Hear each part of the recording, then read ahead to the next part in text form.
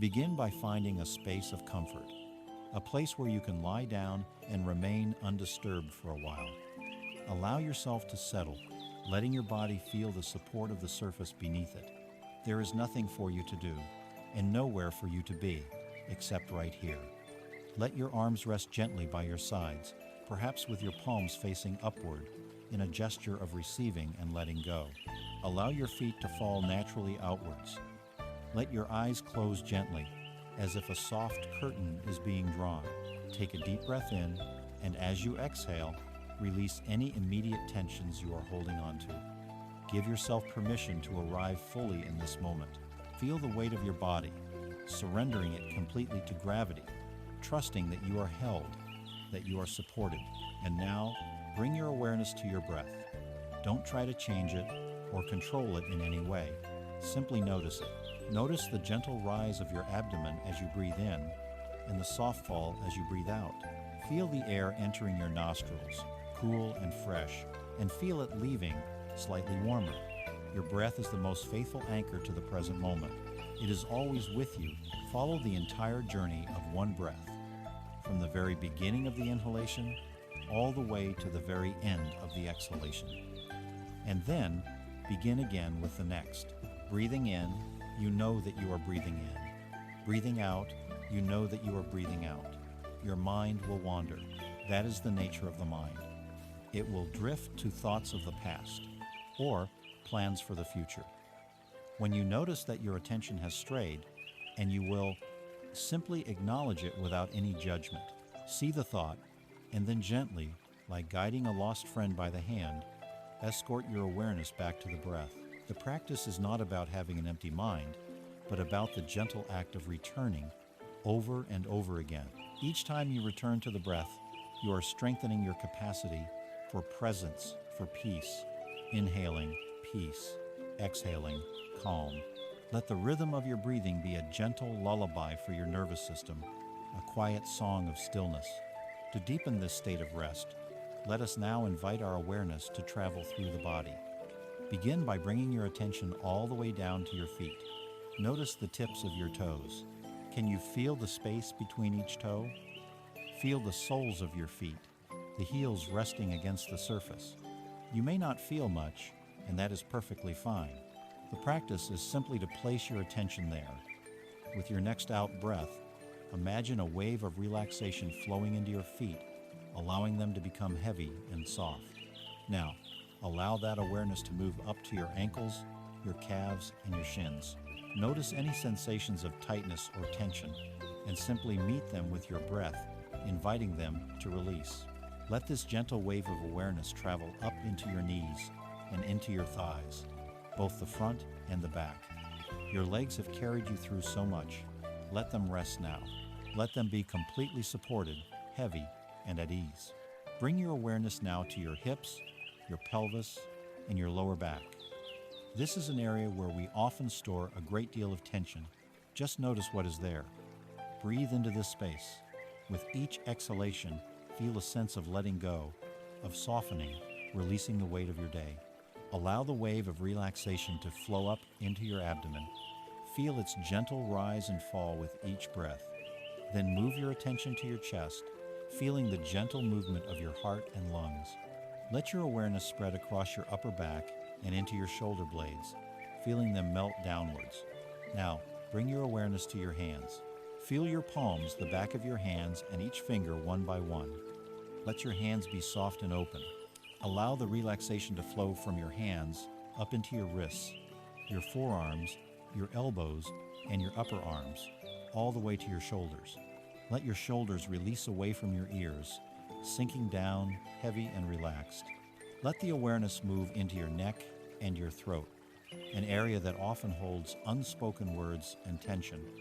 Breathe in, and as you breathe out, allow it to soften. Finally, bring your awareness to your head. Feel the back of your head resting heavily. Notice your jaw. See if you can unclench your teeth and let a little space come between them. Soften your lips, your cheeks. Allow your tongue to rest gently in your mouth. Soften the small muscles around your eyes and soften the space between your eyebrows. Let your entire forehead be smooth and calm. Now feel your entire body as one single field of sensation, breathing, resting, held in this moment of profound stillness. You are safe, you are at peace, and from this place of quiet presence, we can begin our journey.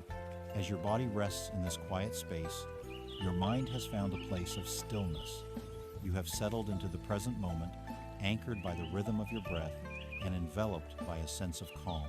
From this sanctuary of peace that you have cultivated, we can now gently turn our awareness inward, not with force, but with a soft and curious gaze.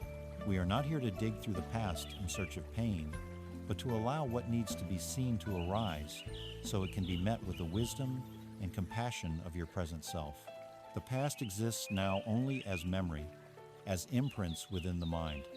We cannot change what has been, but we can change our relationship to it, and that changes everything. Imagine, if you will, that you are sitting on the soft, mossy bank of a great flowing river. The river is time itself. It flows endlessly, peacefully, from a source you cannot see to a destination unknown. You are not in the river. You are sitting comfortably on the bank, still and secure. The air is calm, and you feel a profound sense of peace in this place. Your only task is to watch the surface of the river. Now and then, a leaf appears, floating gently on the current, and drifts by. Each leaf is a memory, a thought, an image from your past. Some leaves are bright green, memories of joy and laughter. Some are a gentle yellow or orange, simple, everyday moments. Others might be darker, curled at the edges, representing moments of difficulty or sadness. Your practice is not to reach out and grab any of the leaves. It is not to push away the ones you do not like. It is simply to watch them emerge into your field of awareness, to notice their color and texture, and to watch them as they float by and eventually drift out of sight down the river. You remain on the bank, steady, still. The river flows, and you are the silent, compassionate witness to its flowing. A memory of childhood may float by. See it as a leaf. Notice it. You do not need to become the child in the memory. You are the observer on the bank. A memory of a conversation last week may appear. See it as another leaf. Let it float on. You do not need to re-engage in the conversation. You simply watch it drift past. The river of time contains everything, the pleasant, the unpleasant, and the neutral. And you, the observer, can remain in a state of equanimity, of unshakable peace, allowing it all to pass. The river does not judge the leaves it carries, and you do not need to judge the memories that arise. They are simply what they are, and you are here, breathing, watching, safe on the shore. Let us try another image, another way of seeing. Imagine you are in your own private cinema. The chair is perfectly comfortable, supporting your body completely. The room is dark and quiet. Before you is a large, empty screen. This screen is your own mind. In a moment, a film will begin to play. It is the film of your life.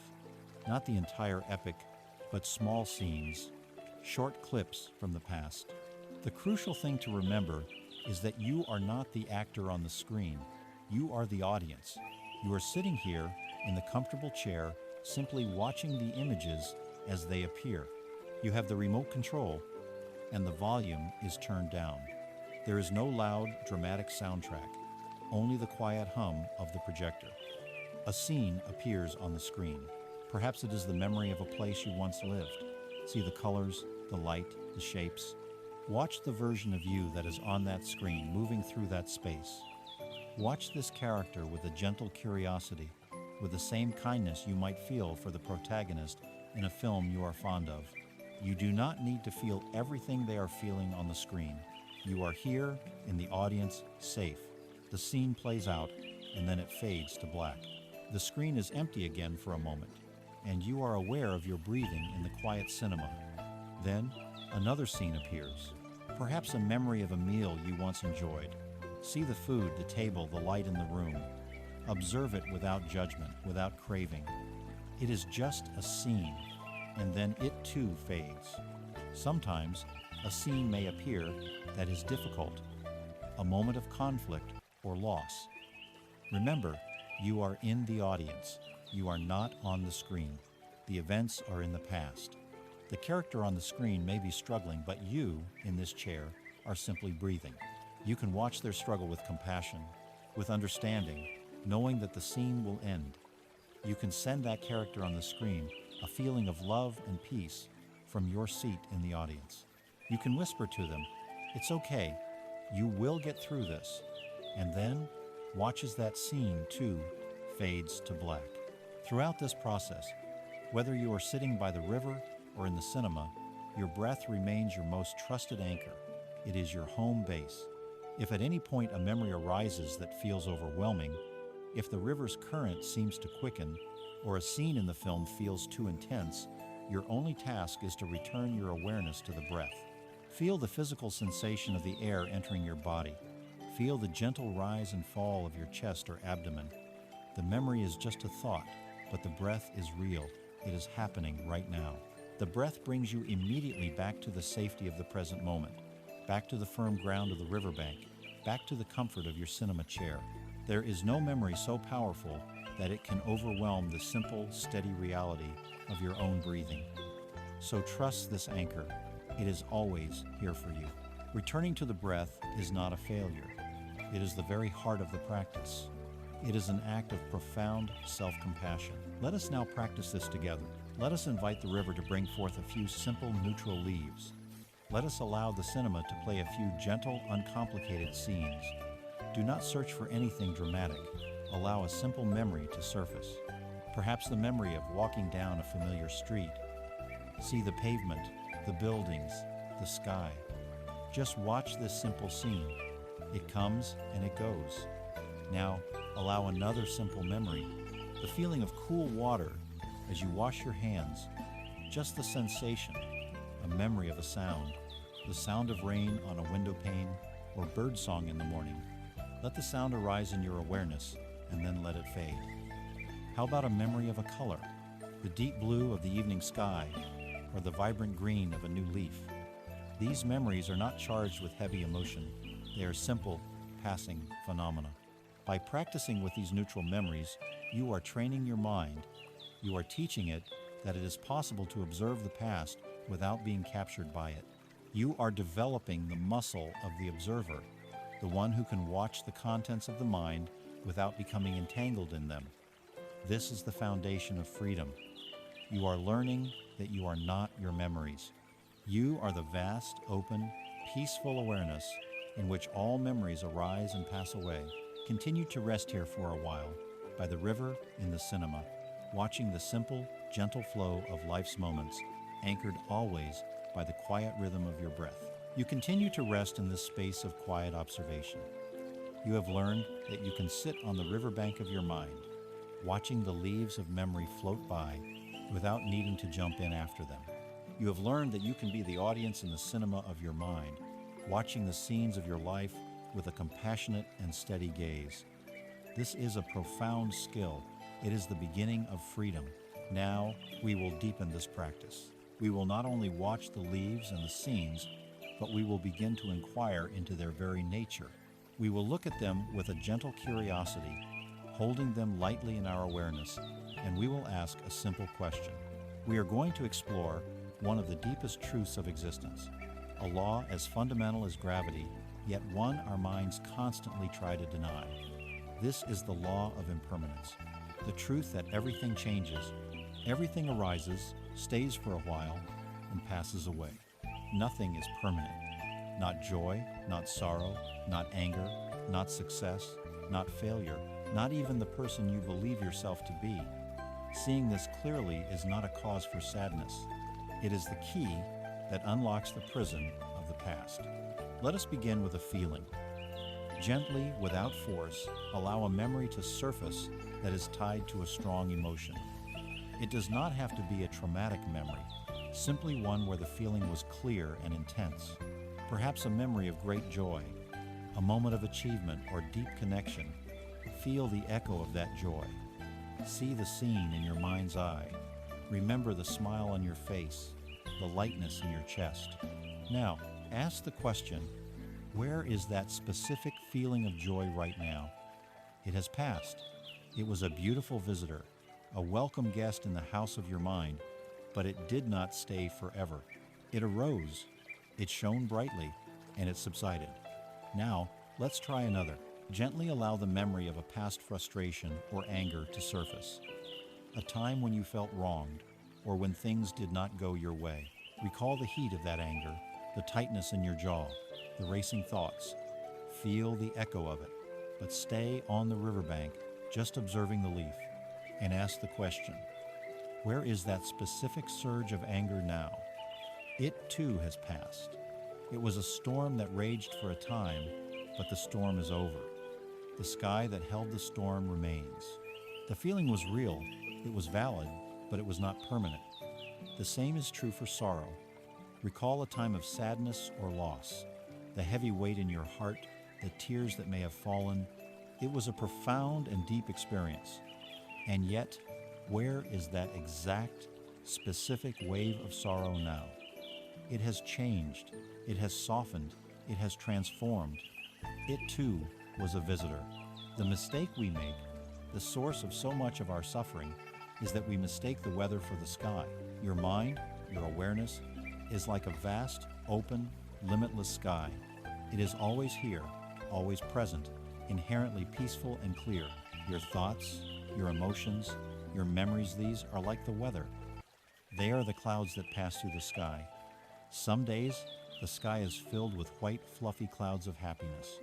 They drift along peacefully, creating beautiful shapes before dissolving into the blue. Some days, dark, heavy storm clouds of anger or grief gather. The wind howls, lightning flashes, and rain pours. The sky can seem to be completely obscured by the storm. In those moments, we forget the sky is even there. We think, I am the storm. We identify completely with the anger, the grief, the fear. We believe the darkness is who we are, but the storm always passes. No storm in the history of the world has ever lasted forever. And when it passes, the sky is still there, just as it always was. It was never harmed by the storm. It was never stained by the clouds or broken by the lightning. Its nature is untouched. You are the sky. You are not the clouds. The sadness you felt 10 years ago was a storm cloud that passed through you. The anger you felt yesterday was a thundercloud that has already moved on. The joy you felt this morning was a beautiful sunlit cloud that is now changing its shape. To know this is to find an unshakable refuge within yourself. When the storms of life come, you can learn to rest in the vastness of the sky that you are, knowing with absolute certainty that this too shall pass. This truth of impermanence does not only apply to our feelings, but to the situations of our lives. Bring to mind a time in your past that felt all-consuming, a challenge at work, a difficulty in a relationship, a financial worry that seemed like the end of the world. At that time, it likely felt permanent. It felt as if this problem was your entire reality, and it would never end. From your peaceful seat on the riverbank now, look back at that time. Look at the situation as a leaf floating by. The situation changed. It passed. The job ended, or the project was completed. The relationship transformed, or you moved on. The financial worry was resolved, or you found a way through it. The world-ending problem did not end the world. Life continued. It flowed onward, like the river. What feels like a permanent, solid wall of suffering in the moment, from the perspective of time, is revealed to be just another passing scene in the movie. This understanding does not invalidate the pain you felt. It honors your strength for having passed through it, and it gives you wisdom for the future. When new challenges arise, as they always will, you can meet them with a bit more perspective, a quiet inner knowledge that this too is a passing cloud, this too is a leaf on the river. Now, let us take this inquiry one step deeper. This is the most subtle and perhaps the most liberating insight of all. The truth is that not even you are permanent. In your mind's eye, find a photograph of yourself from the past, perhaps as a young child, full of innocence, or as a teenager, full of confusion and longing, or as a young adult, full of ambition and uncertainty. Look at the person in that photograph. Look into their eyes. See their hopes, their dreams, their fears, their ignorance. They did not know what you know now. They were doing the best they could with the understanding they had at the time. Now, recognize this profound truth. You are not that person anymore. Every single cell in your body is different. Your thoughts have changed millions of times over. Your beliefs, your perspectives, your feelings, they have all been worn down and reshaped by the river of time. That self you see in the photograph was a temporary collection of thoughts, feelings, and physical processes, a wave that rose for a moment and has now fallen back into the ocean. Holding on to guilt or shame or regret for what that past self did or didn't do is like being angry at a cloud that passed by last Tuesday. It makes no sense. That person is gone. By seeing their impermanence, you can finally feel a true and profound compassion for them. You can forgive them. You can honor their journey because their journey brought you here to this moment of awakening. You can let them go. This is the gift of impermanence. It is not a bleak philosophy. It is a promise of liberation. Because feelings are impermanent, sorrow can heal. Because situations are impermanent, we are never truly stuck. Because the self is impermanent, we are not defined by our past mistakes. We have the capacity to change, to grow, to become wiser and more compassionate in every moment. So rest now in this understanding. Feel the truth of it in your own body. Feel the breath entering and feel the breath leaving. Each breath is born, it lives for a moment, and it dies. It is a perfect miniature lesson in impermanence, happening right here, right now.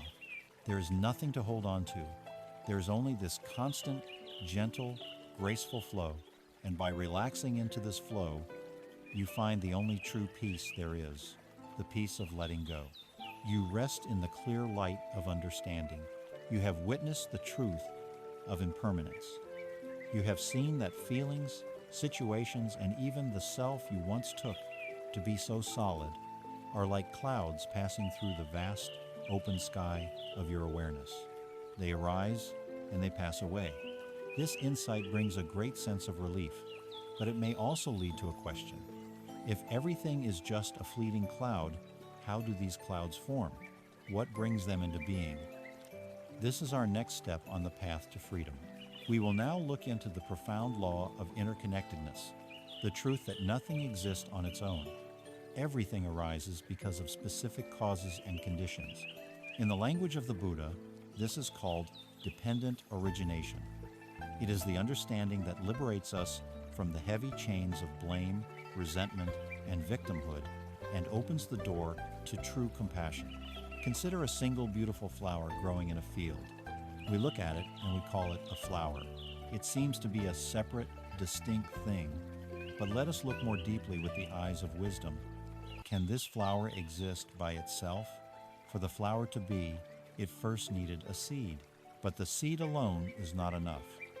The seed needed soil to provide nutrients.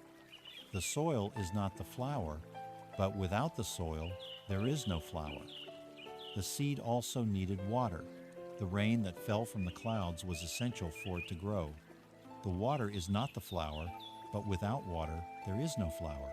The flower also needed sunlight. The warmth and energy from the distant sun, millions of miles away, were necessary for photosynthesis. The sun is not the flower, but without the sun, there is no flower. It needed air, carbon dioxide to breathe in, oxygen to release. It needed the space to grow. It needed time. If you look deeply into the flower, you can see the seed, the soil, the rain, the sun, the sky, the entire cosmos. Everything in the universe is present in this one single flower. It has no separate independent self. Its existence is dependent on everything that is not the flower. It is empty of a separate self, but it is full of the entire universe. This is true for everything, including the events of our past and the people in them. The source of our deepest suffering is often the belief that people and events are solid, separate, and acting independently. We think, that person hurt me. We create a story with a solid victim, which is me, and a solid perpetrator, which is them. This story feels true, but it is based on a misunderstanding of reality, and it keeps us trapped in a prison of resentment. The poison we wish for the other person, we end up drinking ourselves. With the wisdom of dependent origination, we can begin to dismantle this prison. Let us, with great care and gentleness, bring to mind a memory that still carries the sting of resentment, a time when you felt wronged or hurt by the words or actions of another person. Do not plunge into the raw emotion of it. Stay on the riverbank. Remain in your comfortable cinema seat. We are not here to reopen the wound, but to apply a powerful, healing medicine of understanding. Hold the image of the other person in your awareness. Look at them not as a solid, evil entity, but as you looked at the flower, and begin to inquire into the causes and conditions that led to their action. What was the soil they grew in? What was their childhood like? What wounds? What fears? What unmet needs were they carrying from their own past? We may not know the details, but we know that no one is born wanting to cause harm. Harmful actions come from a place of suffering, a place of ignorance. Now consider the weather of their life at that particular time. What was their state of mind on that day? Were they under immense stress at work? Were they feeling afraid, insecure, or unseen? Was their heart already full of anger or sadness before they even met you? Perhaps their hurtful words were not really about you at all, but were the overflow of their own inner storm. The words struck you, but they may have originated in a battle you knew nothing about. What about the wider climate? The cultural pressures, the family expectations, the societal beliefs that shape their view of the world. Like the flower, their action was not born from a vacuum. It was the result of 1,000 different causes and conditions, seen and unseen, stretching back through their entire life and the lives of their ancestors. When you look this deeply, can you find a single, solid, independent person to blame? Or do you begin to see a complex, conditioned human being caught in their own web of causes and conditions, acting from their own suffering and their own ignorance? Seeing this does not excuse their action. The pain they caused was real, but it shifts the focus from blame to understanding, and in that shift, a space opens in your heart. Now, let us turn this powerful lens of compassion upon ourselves. For in that memory, you were also a flower, a product of countless causes and conditions. Look at the you in that memory. What was the soil you were rooted in? What past experiences? What old wounds? What sensitivities were you carrying into that interaction? Your reaction of hurt or anger did not come from a solid, permanent self. It arose from your own conditioning. What was your weather that day? Were you tired, hungry, or stressed? Were you already feeling vulnerable before the interaction even began? We often forget how much our physical and emotional state conditions our responses. And what were your own expectations, your own desires in that situation? Perhaps your hurt was the result of an unspoken expectation that was not met. When you look at yourself with this same compassionate inquiry, you see that your reaction was also the result of countless causes and conditions. You were also caught in the web. You were doing the best you could with the understanding and the resources you had in that moment. Can you find it in your heart to forgive yourself for not being perfect? Can you offer yourself the same understanding you are beginning to offer the other person? When we see this interconnectedness, this web of duality, blame dissolves. It becomes impossible to isolate a single cause for any event. You cannot blame one thread for the pattern of the whole tapestry. In the space where the burning heat of blame once resided, a cool spring of compassion begins to flow. Compassion, or karuna, is the wish for another being to be free from suffering. When you see that the person who hurt you was acting out of their own deep suffering and ignorance, you can genuinely wish for them to be free from that suffering. This wish is a profound act of healing for yourself. It frees you from the burden of carrying their pain. From this compassion, true forgiveness can arise. Forgiveness is not saying, "What you did was okay." It is saying, "I see the complex web of causes and conditions that led to your action, and I will no longer carry the poison of resentment in my own heart. I release you from my anger, for my own sake. I set myself free." Rest in this awareness of profound interconnectedness. Feel how you are connected to everything. The air you are breathing has been breathed by countless beings before you. The peace you feel in this moment is conditioned by your choice to be here, by the wisdom you are taking in, by the silence of the room around you. You are not an island. You are part of a vast, intricate, and miraculous web of life. There is no us versus them. There is only a deep, interconnected we. Letting this truth permeate your being is to let go of the story of separation and to come home to the reality of oneness. This is the path to a peace that cannot be shaken. Having looked outward with the eyes of wisdom, seeing the interconnected and impermanent nature of all things, we now turn this compassionate gaze inward. We have seen how the actions of others and our own reactions were the result of countless causes and conditions. This understanding has cleared the ground, softening the hard soil of blame and resentment. Now, in this softened ground, we can begin to plant the seeds of true, deep healing. This healing comes from meeting the parts of ourselves that have been holding on to the pain of the past. Within each of us, there exists what many call the inner child. This is not a literal child, but a living, breathing part of our consciousness. It is the accumulation of all our past selves, especially the young, vulnerable parts that experience fear, confusion, or sadness, and whose needs were not fully met. For too long, we may have ignored this child, locked them away in the basement of our minds, hoping their cries would simply disappear. But they never do. True peace comes not from silencing this child, but from finally turning towards them with the love, safety, and understanding of the wise adult you are today. To do this, we must first create a place of absolute safety. In your mind's eye, I invite you to create an inner sanctuary. This is your own private, sacred space where only love and peace can enter. It might be a beautiful, sun-dappled garden filled with your favorite flowers and the sound of gentle birdsong. It could be a cozy, warm room with a crackling fireplace and soft, comfortable chairs. Perhaps it is a quiet, secluded beach at twilight where the waves gently kiss the shore. Take a moment to build this space. See the colors, feel the textures, smell the gentle fragrances. Feel the profound sense of peace and safety that permeates this sanctuary. This is your space. You are the loving guardian of this space. Know that you are safe here. Nothing and no one can harm you here. Now, from the heart of this beautiful sanctuary, as the compassionate adult you have become, let us extend a gentle invitation. In your mind, softly call out to your inner child. You might say, I am here now.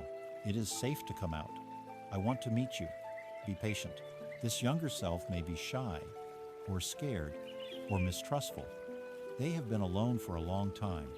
They may appear right away, or they may peek out from behind a tree or a door. They may be an image of you as a very young child, or as a teenager, or from any time in your life when you felt particularly vulnerable. However they appear, welcome them exactly as they are. Do not judge their clothes, their expression, or their attitude. If they are crying, let them cry. If they are angry, let them be angry. If they are silent and withdrawn, let them be silent. Your only task right now is to be a calm, loving, and stable presence for them. Get down on their level. Do not tower over them. Perhaps you can sit on the soft grass or on a cushion in your sanctuary, a little distance away, showing them that you are not a threat. The first gift you can offer this child is the gift of deep listening. This is the essence of compassion. For so long, no one may have truly listened to them. In your mind, you can ask them gently, "What are you feeling?" And then be silent and listen. Listen with your whole being. The answer may not come in words.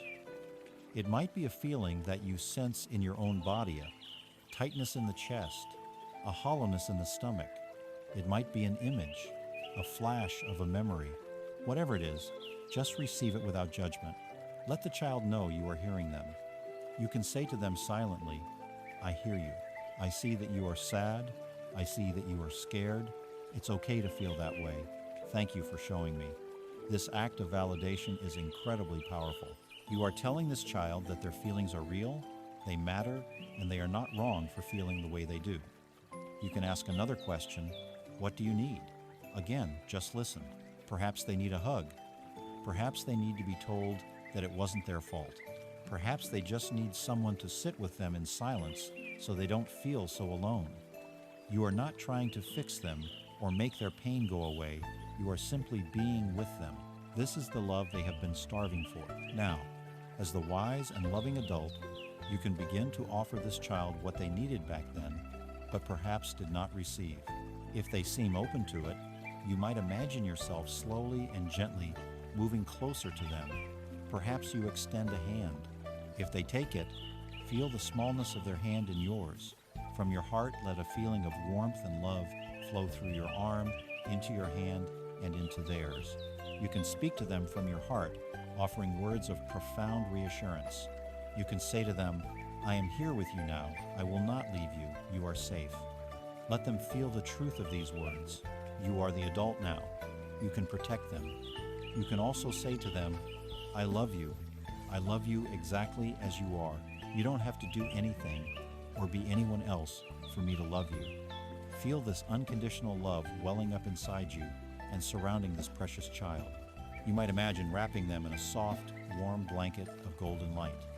Or you can imagine giving them a gentle, loving hug, holding them close to your heart, letting them feel your steady heartbeat. Let them cry if they need to cry. Let them finally release the burdens they have been carrying for so long in the safe embrace of your love. Breathe in and know you are breathing in with this child. Breathe out and send them a wave of peace and safety. You are reparenting yourself. You are healing the past in the only place it truly exists, right now, within your own heart. After sitting with your inner child for a while, offering them the love and safety they have always deserved, it is time for integration. This is not about sending them away again. It is about bringing them home. You can say to this younger self, "I will never leave you alone again. From now on, you are coming with me. I will listen to you. I will protect you. You are a part of me, and I cherish you." You can then visualize this child becoming smaller, turning into a warm, glowing light. Imagine gently placing this beautiful light inside your own heart center. Feel the integration. Feel yourself becoming more whole, more complete. The wisdom and strength of your adult self is now united with the sensitivity and life force of your inner child. You are no longer at war with yourself. You are becoming your own best friend, your own loving parent. Take a few deep breaths, feeling this new sense of wholeness within you. The past has not been erased, but its wounds have been washed with the healing balm of compassion. Its ghosts have been transformed into cherished ancestors, and you can now move forward, not as a fractured being, but as an integrated whole, carrying the light of your own love within your heart.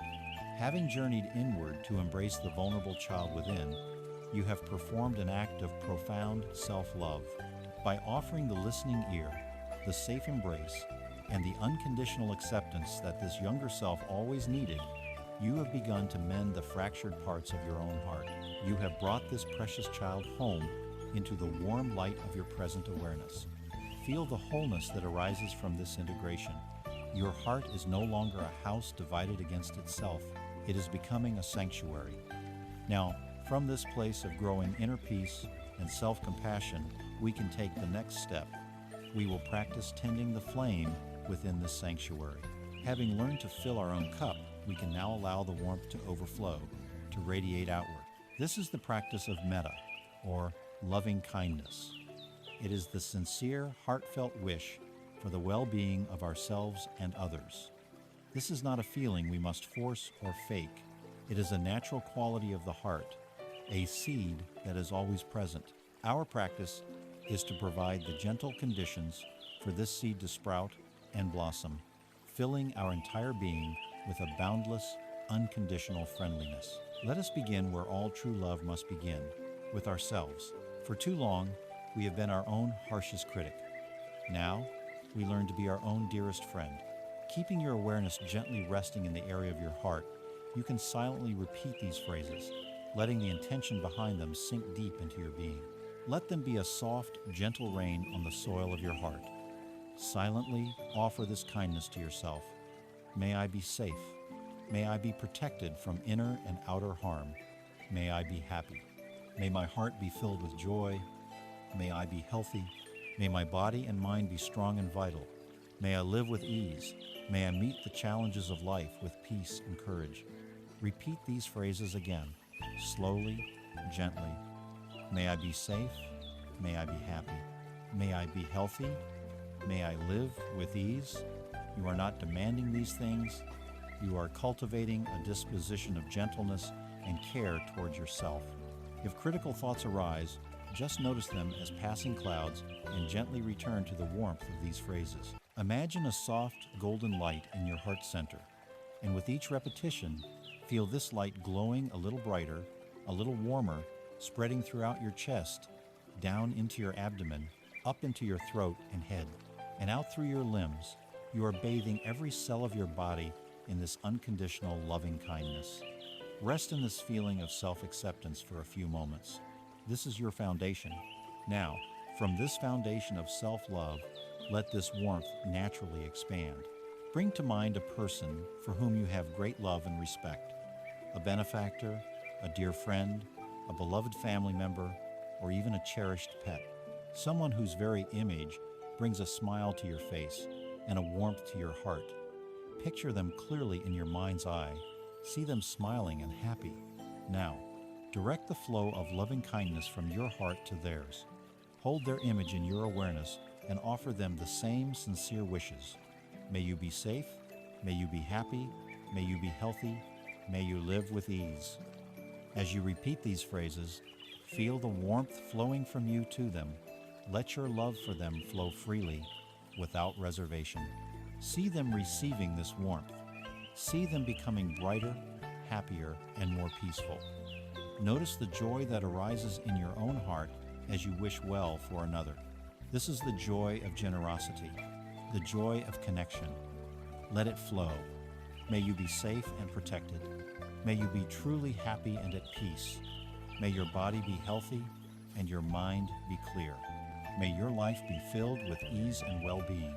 Next, we expand the circle of loving kindness further. Bring to mind a neutral person. This is someone you see in your daily life but have no strong feelings about, neither positive nor negative. It could be a cashier at the grocery store, a person you pass on your commute, a neighbor you only know by sight. Usually, we overlook such people, seeing them only as part of the background of our lives. In this practice, we bring them into the foreground and recognize our shared humanity.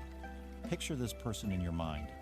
You may not know their story, their struggles, or their joys, but you know one thing for certain. Just like you, they wish to be happy. Just like you, they wish to be free from suffering. Recognizing this simple, profound truth, extend the same heartfelt wishes to them. May you be safe. May you be happy. May you be healthy. May you live with ease. As you do this, you are actively breaking down the artificial barriers your mind creates between me and other. You are seeing a fellow being worthy of happiness and peace simply because they exist. This practice softens the edges of our perception, opening our hearts to a wider sense of connection with the world around us. May you find the peace you are looking for. May your life be a good one. Now, we come to the most challenging and perhaps most transformative stage of this practice. This requires courage and the wisdom you have been cultivating. I invite you to gently bring to mind a difficult person, perhaps the person you explored in our investigation of causes and conditions. Hold their image lightly, without delving back into the stories of hurt. Remember the wisdom you uncovered. This person's harmful actions came from their own web of suffering, their own ignorance. With the warmth you have cultivated in your heart for yourself and for others, see if it is possible to extend just a drop of that warmth to them. This is not about condoning their actions. It is not about forcing yourself to like them. It is an act of liberation for yourself, so that you no longer have to carry the heavy stone of resentment. Recognizing that their heart is also clouded by suffering, you can offer this wish. Just as I wish to be happy, may you also find true happiness. May you be free from the suffering that causes you to create suffering for others. This is a profound wish. If it feels too difficult, that is perfectly okay. You can simply hold them in your awareness and wish, may your suffering be eased. Or you can return to sending loving kindness to yourself, giving yourself the compassion you need in this moment. But if you can, try extending the phrases, may you be safe, may you be happy, may you be healthy, may you live with ease. By doing this, you are declaring that your heart will not be a prison of hatred. You are choosing the path of peace for your own sake. You are claiming your freedom. Finally, let the circle of loving kindness become boundless. Let go of any specific person and allow the warm golden light from your heart to radiate outward in all directions. Imagine it flowing out in front of you, behind you, to your left and to your right, above you and below you. Let it fill the room you are in, the building, the city, the country, and the entire world. Extend this loving kindness to all beings without exception, to your loved ones, to neutral people, to difficult people, to people of all nations, all cultures, all backgrounds, to all animals, birds, insects, and fish, to all beings seen and unseen, near and far, great and small. May all beings be safe. May all beings be happy. May all beings be healthy. May all beings live with ease. Feel your individual heart merging with the universal heart of compassion. There are no longer any barriers. There is only this vast, radiant, unconditional friendliness flowing freely through you and from you. Rest in this state of boundless love. This is your true nature. This is the peace that comes from a heart that is truly open. Having bathed your heart in the warm, boundless light of loving kindness, you have created a fertile ground for joy to blossom. A heart that is open and friendly is able to see the world not through a lens of lack and complaint, but through a lens of wonder and appreciation. We will now turn our attention to one of the most powerful and direct paths to happiness, the practice of gratitude. Our minds, by their very nature, are often Velcro for negative experiences and Teflon for positive ones. This is a survival mechanism from our ancient past, always scanning the horizon for threats. But in our modern world, this negativity bias often keeps us trapped in a cycle of dissatisfaction, always focusing on what is wrong, what is missing, what is not enough. Gratitude is the conscious and gentle antidote. It is the simple, profound act of shifting our attention to what is good, what is present, and what is supporting us in this very moment. It is not about ignoring life's difficulties, but about making sure we also see its abundant gifts. For a while now, let us intentionally look at our world through the eyes of gratitude and notice the quiet miracles we so often overlook. Let us begin with the home you have carried with you every moment of your life, your own body. Without any conscious effort from you, your heart has been beating faithfully, a steady drumbeat of life, billions of times since you were born. Rest your awareness in your chest and feel a sense of gratitude for this incredible, tireless organ. Thank you, heart. Your lungs have been drawing in the air of the world and releasing what is no longer needed, a constant, graceful dance of receiving and letting go. Take a deep breath now and feel a wave of gratitude for this life-giving breath. Thank you, lungs. Think of your legs and feet, which have carried you thousands of miles on your life's journey, allowing you to stand, walk, run, and dance. Thank you, feet. Think of your hands, with their incredible ability to create, to hold, to comfort, to build, and to express love. Thank you, hands. Think of your immune system, a silent, vigilant army working day and night to keep you safe and well. Think of your senses, your eyes that have allowed you to witness the breathtaking color of a sunset, the smile on a loved one's face, the beauty of art and nature, your ears that have allowed you to hear music that moves your soul, the sound of laughter, the comforting whisper of the wind. Even if your body experiences pain or illness, see if you can find one part, one single function that is working well, and let your gratitude rest there. To be alive in a body, in this moment, is a staggering gift. For a few moments, simply rest in appreciation for this intricate, miraculous vessel that is your home. Now, let this feeling of gratitude expand to the simple supports that sustain your life. Feel the surface that is holding you right now, the bed or chair that is supporting your body, allowing you to rest. Feel a sense of gratitude for this comfort, for this safety. Think of the roof over your head, the shelter that protects you from the wind and the rain. It is a profound gift. Think of the food you have eaten today, the nourishment that came from the earth. through the work of countless hands to give you energy and life. Think of the clean water you can drink, a simple miracle that is not available to all beings. We are so accustomed to these things that we forget they are gifts. By consciously remembering them, we reawaken our sense of wonder and move from a mindset of scarcity to one of abundance. The truth is, we are being supported in countless ways in every single moment. The practice of gratitude is simply the practice of noticing. Let the circle of gratitude now widen to include the people and connections in your life. Bring to mind again that dear friend or loved one, the one for whom it is so easy to feel love. But this time, instead of sending them well wishes, allow yourself to receive the gift of their presence in your life. Recall a specific time they helped you, a kind word they said, a moment you shared laughter, or a time they simply sat with you in your sorrow. Let the feeling of gratitude for this person, for their unique and precious being, fill your heart. Perhaps there are others. A teacher who inspired you, a mentor who guided you, a colleague who supported you, even a stranger who held a door for you or offered a simple, unexpected smile. Our lives are a tapestry woven with the threads of these connections. No one arrives where they are alone. Take a moment to silently thank these people, acknowledging the ways, both big and small, that your life has been touched by the kindness of others. To feel gratitude for others is to recognize the profound truth of our interconnectedness. And now, we approach the most profound and transformative form of gratitude. With the strength and wisdom you have cultivated, let us gently look at the difficulties of the past, not with pain, but with the intention of finding the hidden gifts they contain. Bring to mind a challenge from your past that you have successfully overcome, a time of great difficulty that you navigated. Do not dwell on the pain of the event itself. Instead, shift your focus to the aftermath. Ask yourself, what strength was forged in that fire?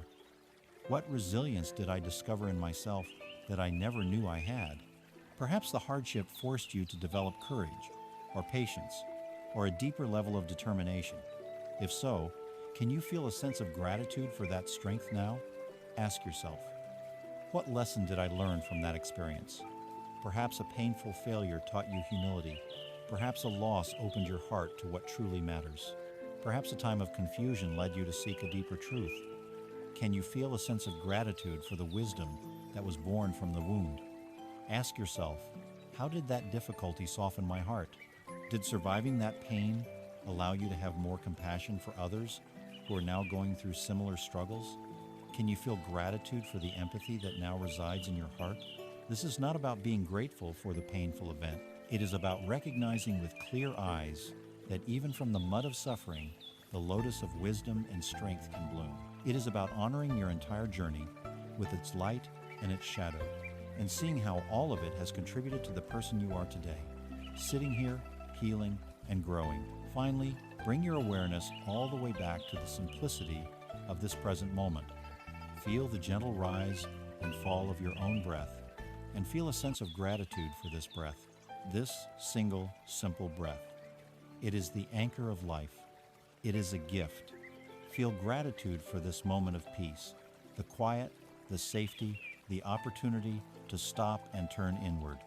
In a busy and chaotic world, this moment is a precious jewel, and feel gratitude for yourself, gratitude for your own beautiful intention, the intention to heal, to understand, to grow. The effort you have made to undertake this journey is an act of profound self-love. You showed up for yourself. Let that simple fact land in your heart. You are worthy of this peace. You are worthy of this joy. Rest now, breathing in a sense of appreciation and breathing out a soft, silent thank you to all of life. Having filled your heart with a profound and gentle power of gratitude, you have tasted a genuine and sustainable peace. You have seen that by shifting your focus to the abundant gifts already present in your life, a deep sense of contentment can arise, a feeling of being truly rich regardless of external circumstances. This contentment is the bedrock of inner peace. Yet we live in a world that constantly tries to convince us otherwise.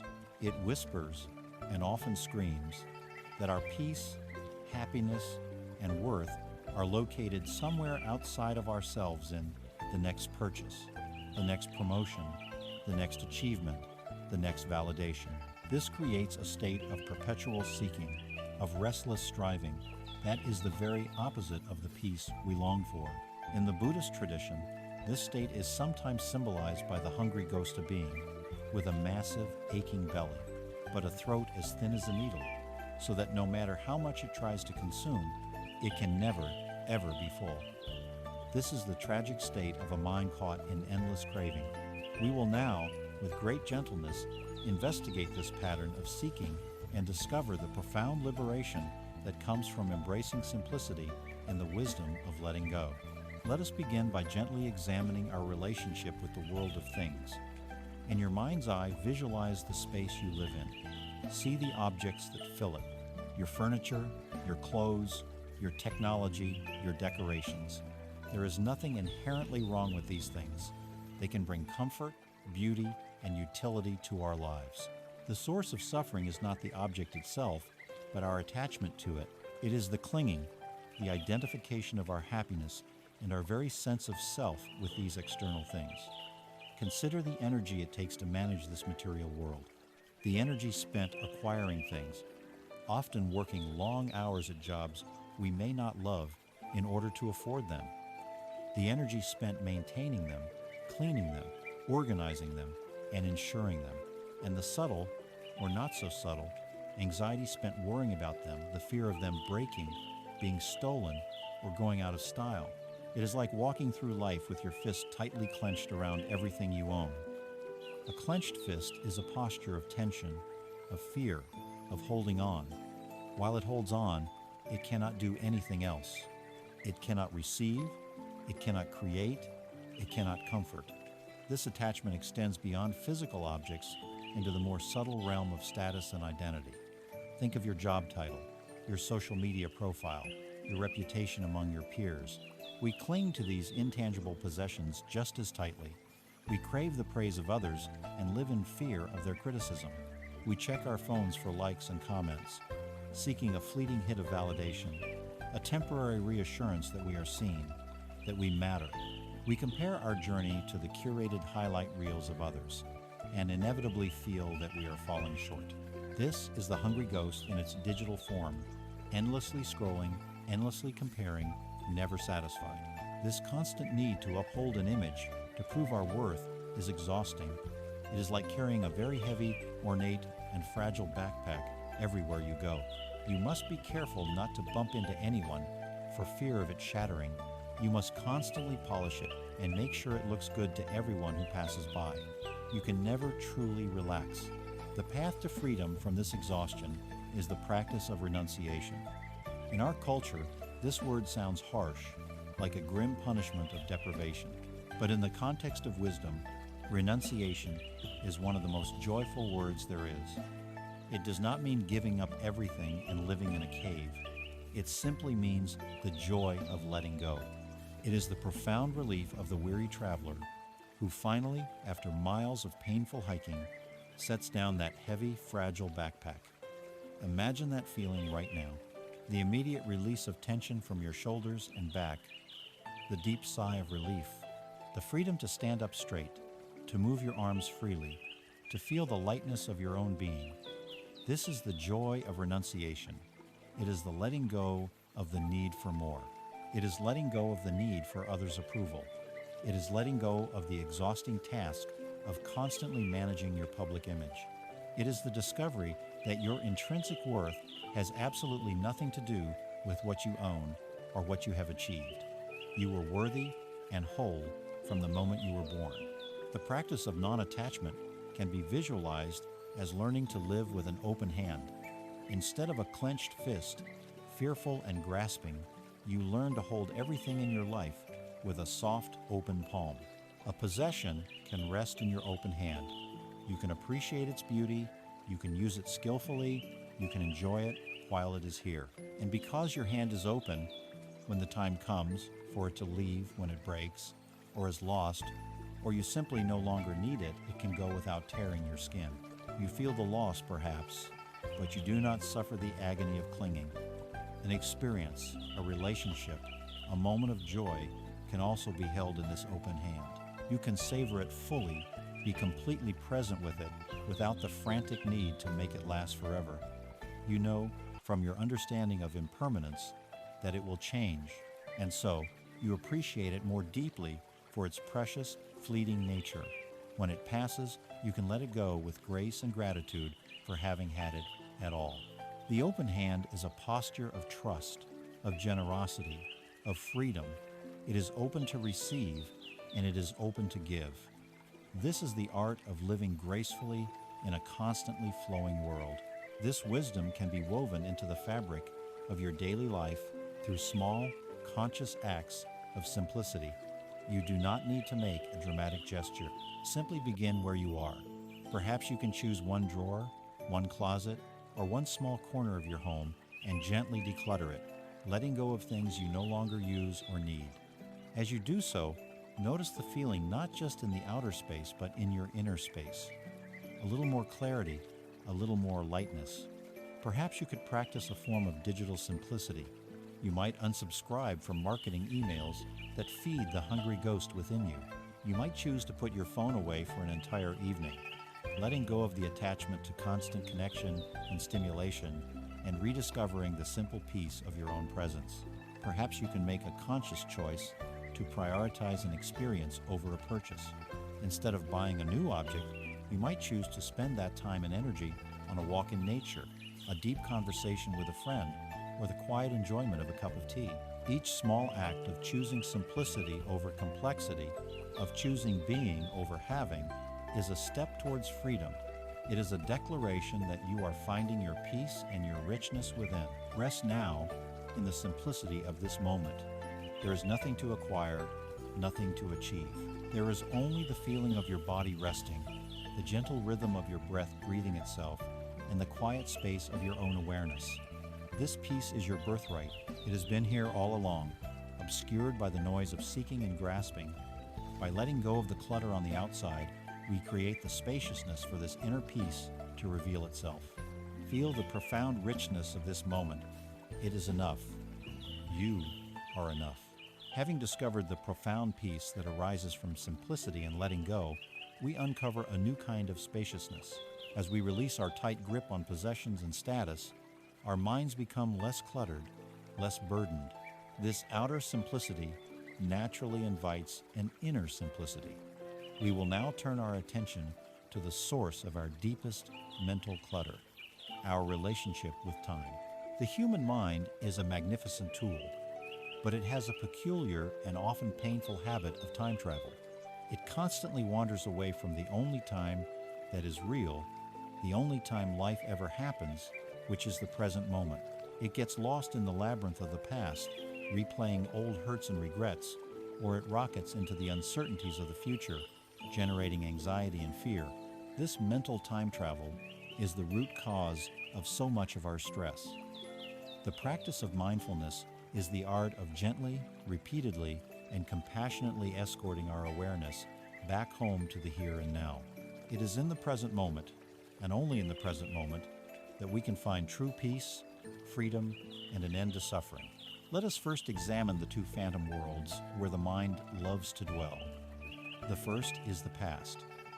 When the mind is stuck in the past, it is often consumed by regret, resentment, or rumination.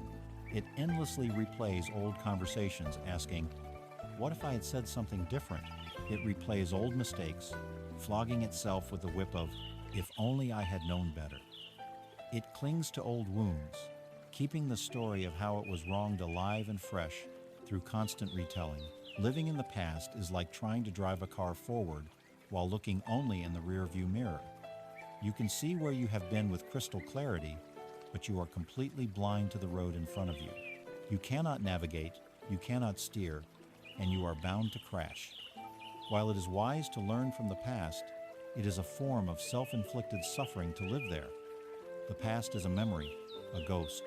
It has no power over you unless you give it power by constantly inviting it into your present moment.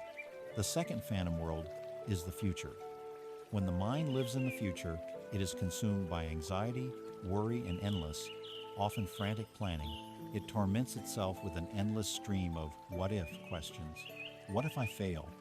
What if I get sick? What if they don't like me? What if something terrible happens? It tries to control every possible outcome, creating elaborate plans and backup plans for situations that have not happened and may never happen. Living in the future is like trying to live in a house that has not yet been built. You can have the blueprints, you can imagine the rooms, but you cannot find any actual shelter there. You cannot sit down in a future chair or feel the warmth of a future fireplace. It is a fantasy. It offers no solid ground, no real refuge, only the exhausting and stressful effort of trying to manage an illusion. A wise person plans for the future, but they do not live in it. They know that the quality of the future is determined by the quality of their presence right now. So, if we are not to live in the past or the future, where do we live? We come home. We come home to the only reality there is, this present moment. But how do we do that when the mind's habit of time travel is so strong? We use anchors. An anchor keeps a ship from being swept away by the currents and the winds. Our anchors keep our awareness from being swept away by the currents of thought. Your most reliable anchor is always with you, your breath. The breath is always happening now. You cannot take a breath in the past, and you cannot take a breath in the future. When you bring your full attention to the sensation of one inhalation and one exhalation, you are by definition in the present moment. But we can also use our senses as powerful anchors. Right now, even with your eyes closed, what can you see? Notice the play of light and shadow on the inside of your eyelids. Notice the darkness that is happening now. What can you hear? Listen. Beyond the sound of my voice, what are the subtle sounds of your environment? The hum of an appliance, the distant sound of traffic, the sound of silence itself. These sounds are arising in this moment. What can you feel? Feel the contact your body is making with the surface beneath it. Feel the temperature of the air on your skin. Feel the gentle pull of gravity. These physical sensations are your direct link to reality, right here, right now. When you find your mind lost in a memory or a worry, you can gently say, "What can I feel in my hands right now?" Or, "What can I hear right now?" This simple question cuts through the illusion and brings you immediately back home. Imagine your mind is like the vast ocean. The thoughts of the past and the future are the waves on the surface. On some days, the waves are small and gentle. On other days, they can be a chaotic, raging storm. If we live on the surface, our peace will always be dependent on the weather. We will be endlessly tossed about by the waves of thought and emotion. The practice of mindfulness is learning to let your attention sink beneath the surface, down into the great, silent depths of the ocean. No matter how violent the storm on the surface, the deep ocean remains calm, still, and undisturbed. Your true nature, your core awareness, is like this deep ocean. It is a place of profound stillness that is always available to you, just beneath the noise of your thinking mind. By anchoring in the present moment through your breath and your senses, you are learning to rest in these silent depths, allowing the storms on the surface to rage without pulling you under. You can watch the waves, but you know that you are the deep, peaceful ocean, not the fleeting, turbulent waves. This practice is not just for moments of quiet meditation. It is a way of bringing your life back to life. You can practice this anytime, anywhere, by bringing your full attention to whatever you are doing. When you drink a cup of tea, instead of being lost in thought, you can truly be there. Feel the warmth of the cup in your hands. See the steam rising. Smell the fragrance of the tea. Taste each sip as if it were the first and only cup of tea in the world. In that moment, there is no anxiety, no regret. There is only you and the tea. This is peace. When you are walking, feel the sensation of your feet making contact with the earth, step after step. When you are listening to a friend, give them the gift of your full, undivided attention without planning what you will say next. This is the greatest gift you can give another person. Every moment of your life is an opportunity to come home. The traffic jam, the line at the grocery store, the act of washing the dishes. These are not obstacles to your peace. They are opportunities to practice it. They are all invitations from life, calling you to come back to the only place you can ever truly be, right here, right now. Rest in this moment. It is your ultimate refuge. It is the source of all peace. Having anchored ourselves in the profound reality of the present moment, we realize that this is it. This is the only stage upon which the drama of our life unfolds. The past is a script that has already been read. The future is a script that is not yet written.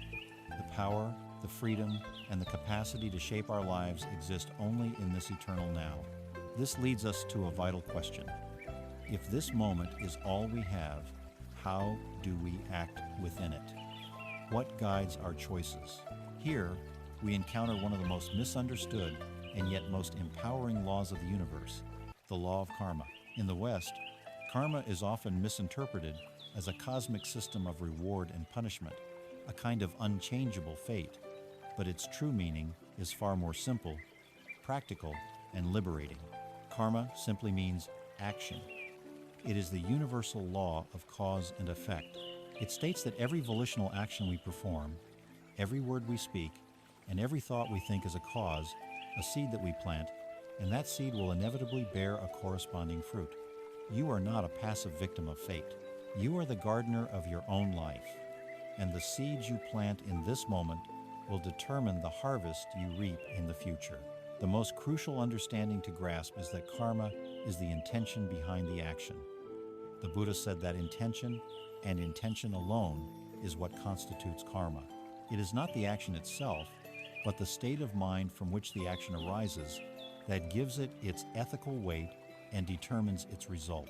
Two people can perform the exact same act, but if their intentions are different, the karmic result will be entirely different. Imagine one person giving food to the hungry in order to be praised and admired by others. The action is good, but the intention is rooted in a desire for self-gain, a form of greed. Now imagine another person performing the same act of giving food, but their heart is moved simply by compassion, by the sincere wish to alleviate another's suffering. The outer action is identical, but the inner action, the karma, is worlds apart. The first person plants a seed of attachment and ego. The second plants a seed of pure generosity and compassion. These intentions spring from one of two sources. The first source is what Buddhism calls the three unwholesome roots. These are the roots of all suffering. The first is greed, which is any form of craving, clinging, wanting, or addiction. It's the voice of the hungry ghost, always whispering, more. The second is aversion, which is any form of hatred, anger, resentment, ill will, or judgment. It's the energy of pushing away, of rejecting reality. The third is delusion, which is ignorance, confusion, and a misunderstanding of the true nature of things. It is seeing the world through a fog of our own biases and projections. Any action, word, or thought that springs from these roots greed, aversion, or delusion is an unwholesome seed. It is a seed of suffering for ourselves and for others. The second source is the three wholesome roots. These are the roots of all happiness and peace. The first is non-greed, which manifests as generosity, letting go, simplicity, and contentment. The second is non-aversion, which manifests as loving kindness, compassion, patience, and forgiveness. The third is non-delusion, which is wisdom, clarity, understanding, and seeing things as they truly are. Any action, word, or thought that springs from these wholesome roots is a seed of happiness. It ripens into peace, connection, and freedom for ourselves and for all those we touch. Think of your mind as a garden. This garden is your responsibility and yours alone. The thoughts and intentions that arise in your mind are the seeds. Some seeds are for beautiful flowers, seeds of kindness, patience, and generosity. Other seeds are for thorny weeds, seeds of anger, jealousy, and greed. Weed seeds will always blow into the garden on the wind of life. We cannot stop them from appearing. Unwholesome thoughts will arise, but you are the gardener. You have a choice. You can choose to water the weed seeds, to ruminate on the angry thought, to feed the jealous story, and in doing so, you ensure a garden full of thorns and suffering. Or you can see the weed seed, acknowledge it without judgment, and choose not to give it your energy. You can choose, instead, to consciously plant and water the flower seeds. You can intentionally cultivate thoughts of gratitude. You can deliberately practice patience. You can choose to speak a kind word instead of a harsh one. Over time, as you consistently cultivate the flowers and gently remove or ignore the weeds, the entire landscape of your mind begins to change.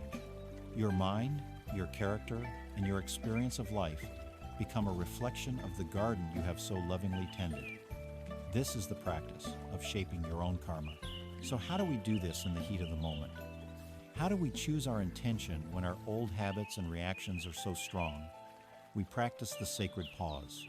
Between any stimulus, what happens to you and your response, there is a space. For most people, that space is infinitesimally small. An event happens, and an automatic, conditioned reaction immediately follows. Someone says a harsh word, and anger flares up instantly. We receive bad news, and fear takes over without a moment's hesitation. The practice is to consciously insert a pause into that space, to widen that gap. This pause is your moment of power. It is the moment of freedom where you can move from being a reactor to a conscious creator. It can be as short as a single conscious breath. Someone cuts you off in traffic. The stimulus is there.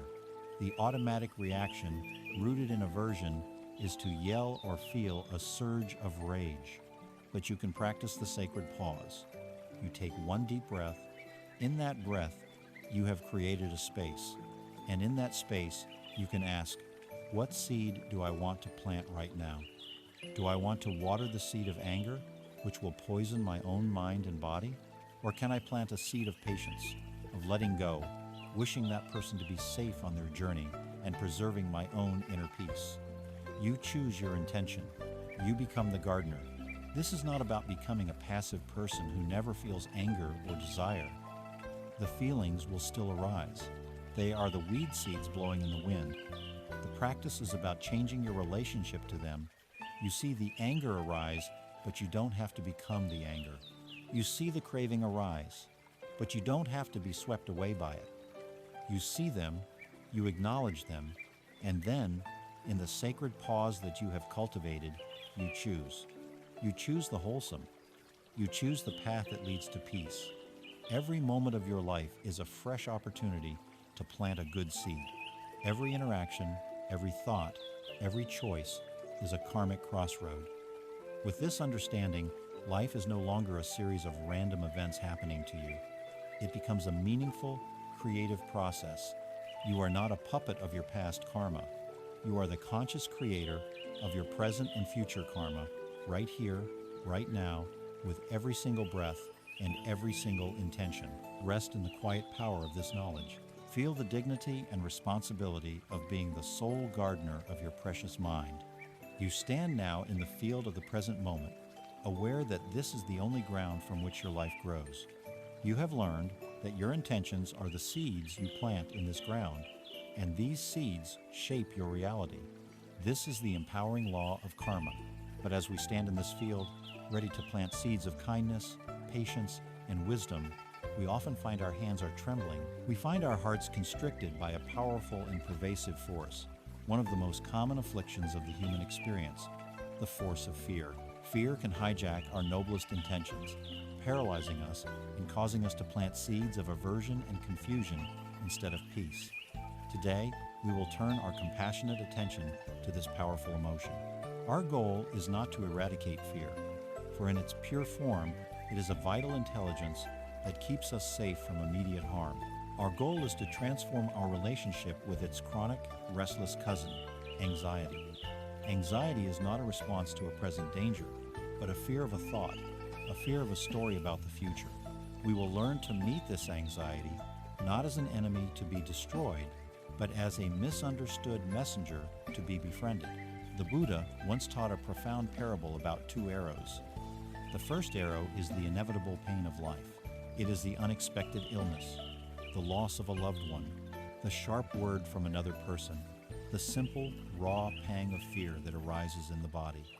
In life, We cannot always avoid this first arrow. It strikes us all. The great suffering, however, comes from the second arrow. The second arrow is the one we shoot at ourselves. It is our reaction to the first arrow. The first arrow is the knot of anxiety that suddenly forms in our stomach. The second arrow is the thought, "Oh no, anxiety is here. I can't handle this. This feeling is awful. What's wrong with me for feeling this way?" The first arrow is the physical sensation.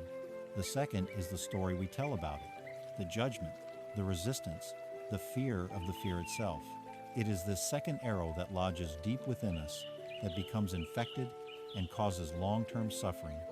The path of wisdom is not about learning to dodge all of life's first arrows. It is about learning to stop shooting ourselves with the second. It is the practice of learning to sit with the discomfort of the first arrow, with a radical acceptance and a gentle heart. Our deepest instinct when we feel the discomfort of fear or anxiety is to run. We distract ourselves with our phones. We numb ourselves with food or entertainment. We suppress the feeling and pretend it isn't there. But what we resist persists. The fear we refuse to face does not go away. It simply goes into the basement and starts lifting weights. It grows stronger in the dark. The practice of mindfulness invites us to do something radical, something that feels counterintuitive at first. It invites us to stop running, to turn around, and to gently, mindfully look at the thing we are afraid of. Imagine you are walking in a forest and you hear a sound. You sense a presence behind you, and you imagine a terrifying monster. Your instinct is to run as fast as you can, but the faster you run, the louder the footsteps sound behind you, and your terror grows. What if, instead, you summoned your courage, stopped, took a breath, and slowly turned around? When you face it, you might see that it wasn't a monster at all, but a small, frightened animal. Or you might see that it is indeed a formidable creature. But by looking at it, by seeing it clearly, you are no longer running blindly from a phantom of your imagination. You can now relate to it with wisdom. This is what we will learn to do with the energy of anxiety. To guide us, we can use a beautiful and practical framework for this practice, known by the acronym RAIN. The R stands for recognize, the A stands for allow, the I for investigate, and the N for nurture. Let us walk through this together. I invite you now to gently bring to mind a situation that typically causes you a mild sense of anxiety or worry. Do not choose your biggest fear, but something manageable for this practice. As you think of this situation, begin to notice what happens in your mind and body. The first step is R, recognize. Without judgment, simply name what is arising. You can say to yourself silently, "Ah, anxiety is here," or "This is the feeling of worry." This simple act of naming is incredibly powerful. It separates you from the emotion. You are not anxiety. You are the one who is recognizing the presence of anxiety. The monster is no longer a part of you. It is something you can see. I see you, fear. The second step is A, allow. This is where we stop shooting the second arrow. Instead of resisting the feeling or wishing it would go away, you make a gentle internal shift to letting it be. You don't have to like it. You just have to stop fighting it. You drop the rope in the tug of war. You can say to yourself, "This is here right now. Let it be." Feel the subtle softening in your body that comes from giving up the struggle. You are allowing this wave of feeling to exist, knowing that like all waves, it will eventually pass. The third, and perhaps most transformative step, is I, investigate. With a gentle, non-judgmental curiosity, like a kind scientist, you turn your attention directly to the feeling itself. Ask yourself, where do I feel this anxiety in my body? Don't think about the answer. Feel for it. Is it a tightness in your chest? A knot in your stomach? A buzzing in your hands? A constriction in your throat? Move your attention to that physical location. Now, investigate its qualities. What is its actual, raw, physical sensation? Is it heavy or light? Is it hot or cold? Is it vibrating or sharp or dull? Does it have a shape or a color? We are not analyzing the story of why you are anxious. We are dropping beneath the story and connecting with the direct, felt experience of the emotion. When you do this, something amazing happens. The abstract, terrifying concept of anxiety dissolves into a set of manageable, neutral, physical sensations that are constantly changing. The solid monster becomes a shimmering cloud of energy. The final step is N, nurture. Having investigated the feeling, you now bring compassion to the part of you that is experiencing it. This is where you bring the loving parent to your inner child. You can place a hand gently over the part of your body where you feel the sensation, a gesture of profound kindness and comfort. You can offer yourself words of compassion as you did in the loving kindness practice. May I be gentle with myself in this moment. This is a difficult experience. It's okay to feel this way. You are soothing the frightened part of yourself. This nurturing then expands into non-identification. You rest in the awareness that you are not this feeling. You are the vast, open, loving awareness that is holding the feeling. You are the sky, and the anxiety is just one dark cloud passing through. Feel the truth of this. The sky is not afraid of the clouds. It has space for all of them. You have space for this feeling. It can arise, it can be here, and it can pass away without harming the vastness of who you truly are. By practicing this reign of compassionate attention, you change your entire relationship with fear. It ceases to be an enemy to be vanquished. It is no longer a monster that holds power over you. It becomes a messenger. When you listen to it with this kindness, you might discover what it is trying to tell you. Perhaps it is pointing to a value that you are not living in alignment with. Perhaps it is highlighting a need for more safety or connection in your life. By befriending your fear, you can learn its wisdom and integrate it, and in doing so, you become more whole, more courageous, and more profoundly at peace.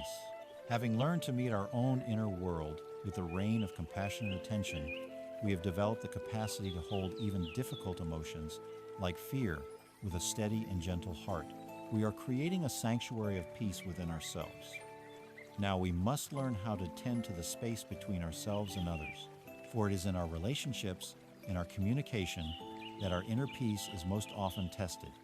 Our interactions can be a source of our greatest joy or our deepest suffering. The tools we use to build these relational worlds are our words and our silence, our ability to speak and our ability to listen. Every word we utter is a karmic seed we plant in the mind of another and in the shared space between us. Today, we will explore the profound practice of compassionate communication, learning to use our words not as weapons that defend our territory, but as bridges that connect our hearts. In the Buddhist path, this practice is known as right speech. It is not a rigid set of rules, but a wise and compassionate guide for our interactions. We can think of it as 4 gates that our speech must pass through before it enters the world. The first gate asks the question, is it true? This is the foundation of all healthy communication.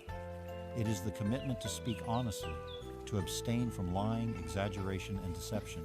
When we speak truth, we build a foundation of trust with others and, just as importantly, with ourselves.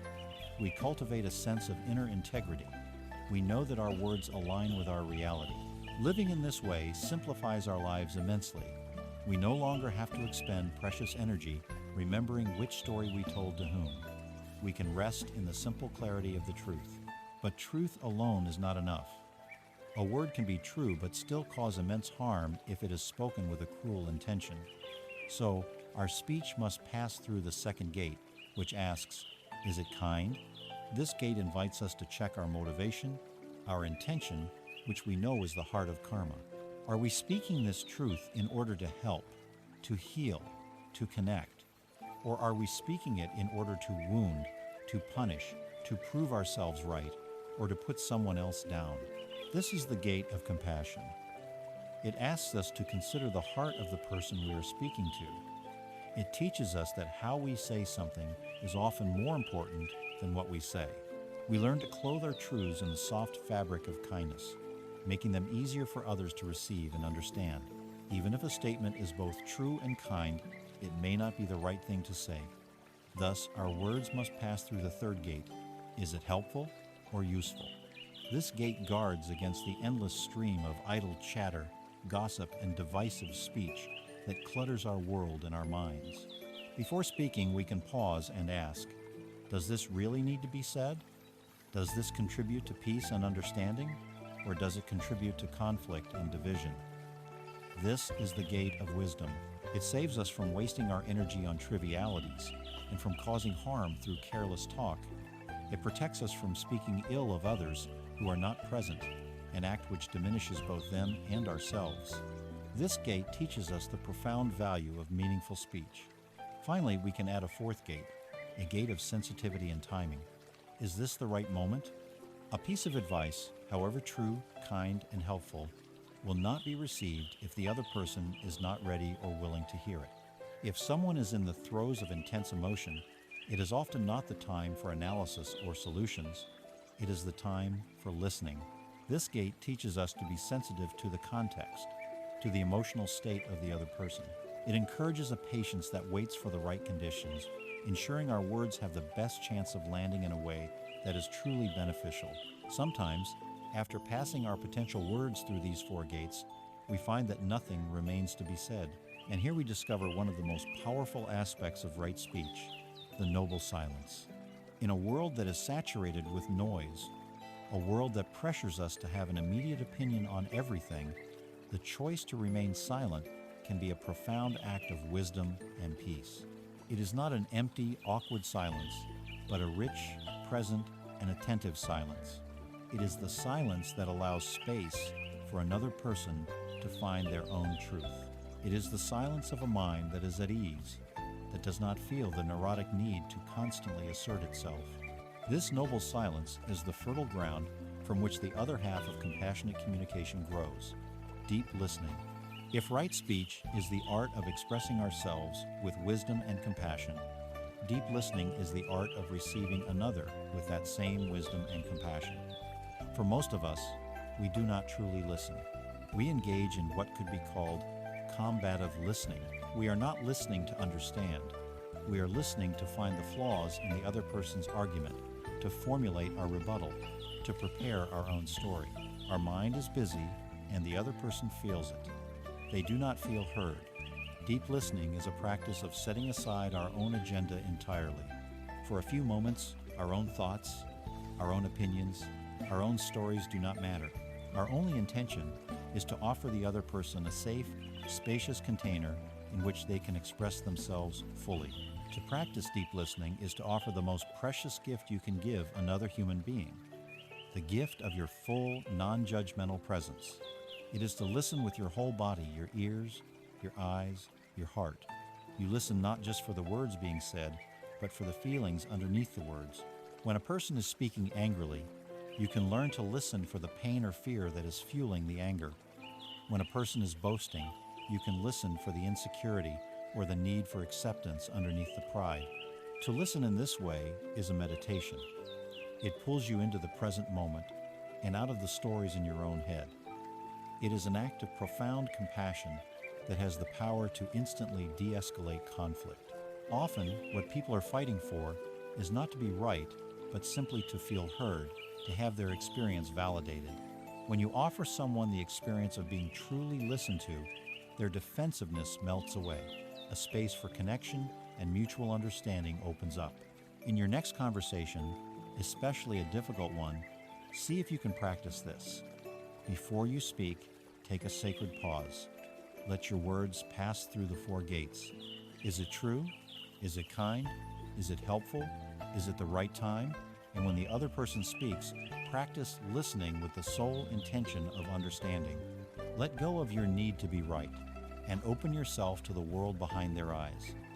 You will find that this practice not only transforms your relationships with others, it deepens the peace within yourself. You are no longer a soldier in a verbal war, but a host, welcoming the world with a peaceful and open heart. You have learned to walk the path of compassionate communication, to use your words as bridges and your silence as a sanctuary. As you practice right speech and deep listening, a new quality of peace begins to settle into your relationships. Yet, Even as we cultivate this peace, we may notice a subtle and insidious poison that can still seep into our hearts, a poison particularly potent in our modern, hyper-connected world. This is the poison of comparison. We scroll through the curated lives of others, and a familiar pang erects a feeling of being behind, of not being good enough. We hear of a friend's success, a colleague's promotion, or a stranger's good fortune, and instead of joy, we feel a tightness in our chest, a sense of lack. This is the pain of envy, and it is born from a deep-seated, mistaken belief that happiness is a limited resource. Today, we will learn to heal this wound by cultivating its direct antidote, the sublime and boundless quality of mudita, or sympathetic joy. This is the genuine, selfless, and heartfelt joy in the happiness and success of others. It is the key to transforming the scarcity mindset of envy into a boundless heart of shared celebration. The mind caught in envy operates from a place of perceived scarcity. It sees happiness as a pie with a finite number of slices. If someone else gets a large, delicious slice of success or joy, it feels as if there is now less for us. This belief pits us against one another in a silent, exhausting competition. It makes us view the good fortune of others as a personal affront, a reminder of what we lack. This is a painful and lonely way to live. Mudita invites us to a radically different and more joyful reality. It teaches us that happiness is not a pie, but a candle flame. Imagine a single candle burning steadily in a dark room. This is your happiness. Now, another person enters the room with an unlit candle. This is their opportunity for happiness. If you use your flame to light their candle, has your own flame diminished? Number. In fact, the room is now twice as bright. Your light is not lessened by sharing it. The total amount of light in the world has increased. This is the nature of joy. The happiness of another does not subtract from your own. It adds to the collective ocean of well-being in the world. To feel joy for another is to recognize that their light brightens the world for everyone, including you. Like the other practices of the heart, we cultivate mudita in gentle, progressive stages. We begin where it is easiest. So, bring to your mind a person whom you love dearly, a close friend, a child, a partner, or a beloved family member. Now, recall a specific moment of their genuine happiness or success, a time they achieved a long sought-after goal, a moment they were filled with pure, unadulterated joy, a time they received wonderful news. Picture their smiling face, the light in their eyes. As you hold this memory, notice the feeling that naturally arises in your own heart. It is a simple, uncomplicated warmth, a feeling of, I am so happy for you. Let yourself rest in that feeling. Let it expand. This is mudita in its most natural form. It flows effortlessly when we truly love someone. Savor this feeling. This is the home base for our practice. Silently, you can offer them the wish. May your happiness and success continue. May your joy increase.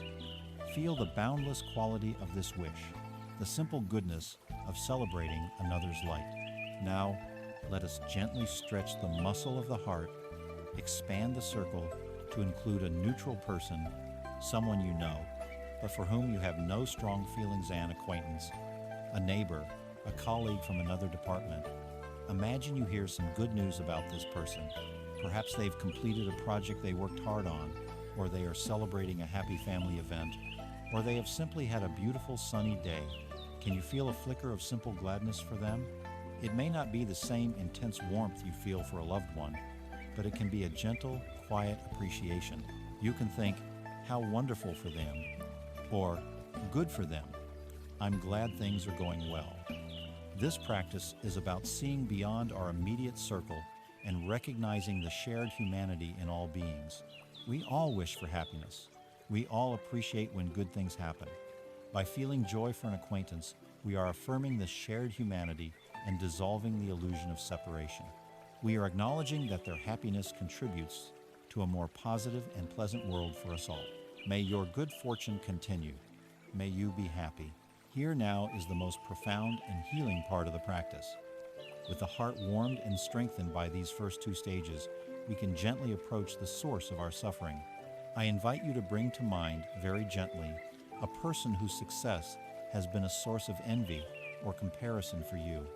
It might be a peer, a rival, or even a public figure. Choose someone whose good fortune has, in the past, made you feel diminished. First, before doing anything else, simply acknowledge the pain of your own envy. Notice the feeling of tightness, of lack, of injustice that arises. Meet this feeling with the compassion you have learned. It is a painful human emotion. It's okay. You are not a bad person for feeling this. You are simply caught in the illusion of scarcity. Now, holding that person in your awareness, remember the candle flame. Remember that their success does not take away from your potential. Their light does not extinguish yours. From this place of wisdom, see if you can find one tiny, authentic spark of joy for them. It may be very small. You don't have to pretend to be overjoyed. You can simply start with, you are a human being, just like me, and you wish to be happy. May you truly enjoy the fruits of your efforts. Or perhaps, may this success bring you real peace, not just fleeting pleasure. We are not congratulating them for our own benefit. We are performing a profound act of alchemy within our own heart. We are transforming the lead of envy into the gold of joy. We are doing this for our own freedom. Each time we can genuinely wish another well, especially someone we envy, we are breaking a chain that has bound us. We are releasing ourselves from the prison of comparison and stepping into the wide open field of shared joy. This is a courageous act of a peaceful heart.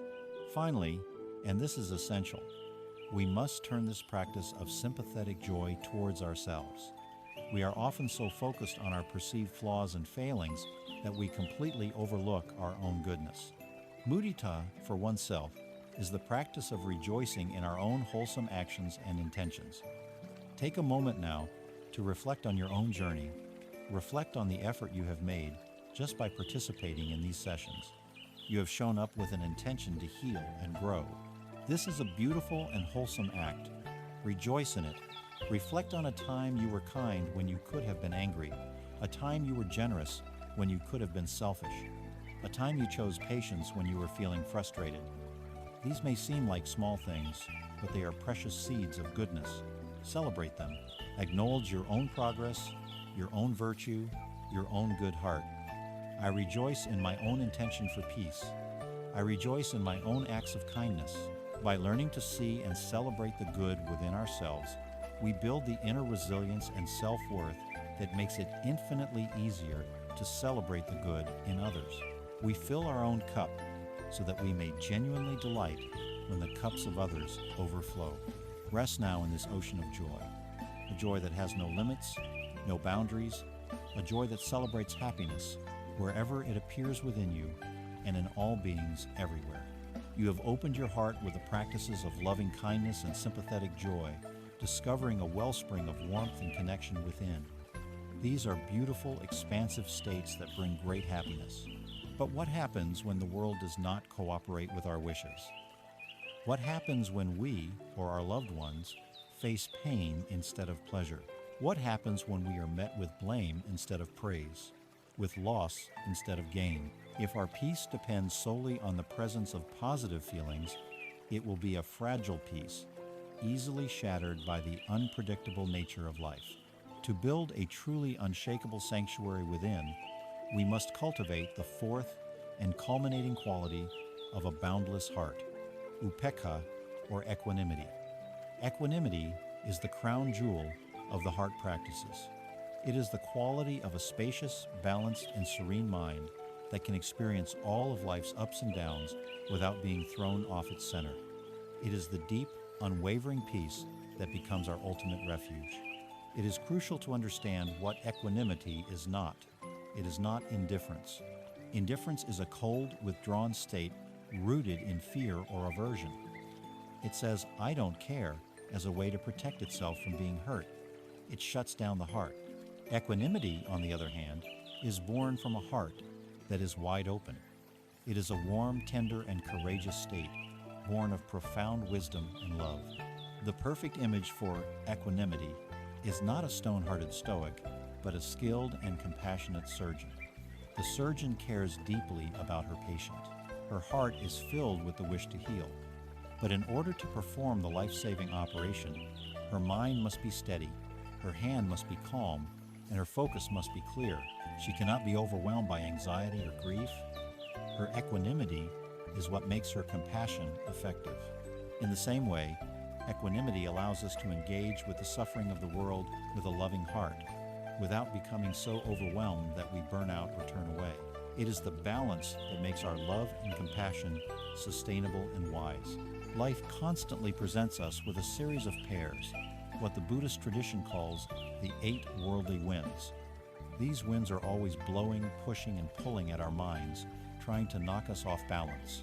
They are pleasure and pain, praise and blame, gain and loss, and fame and failure. Our unskilligible mind instinctively reacts to these winds. When we experience pleasure, praise, gain, or fame, our mind grasps, clings, and says, "More of this. Don't ever let this go." This clinging, this attachment, is itself a source of anxiety because we know on some level that these states are impermanent. When we experience pain, blame, loss, or failure, our mind resists, pushes away, and says, "I hate this. Get this away from me." This aversion, this resistance, is a source of immense suffering. We live our lives like a small boat on a stormy sea, tossed violently back and forth by these opposing winds, constantly lurching from craving to aversion, never finding a moment of true rest. Equanimity is the practice of building a deep, heavy keel for our boat, so that while the winds may still blow and the waves may still crash on the surface, we remain stable and upright, navigating the sea of life with grace and skill. To cultivate this stability, we can hold the image of a great mountain in our minds. Imagine a majestic mountain, its base rooted deep in the earth, its peak touching the sky. The mountain sits in profound, silent stillness. In the morning, the warm sun of pleasure and praise shines upon it, but the mountain is not attached. It does not cling to the sun.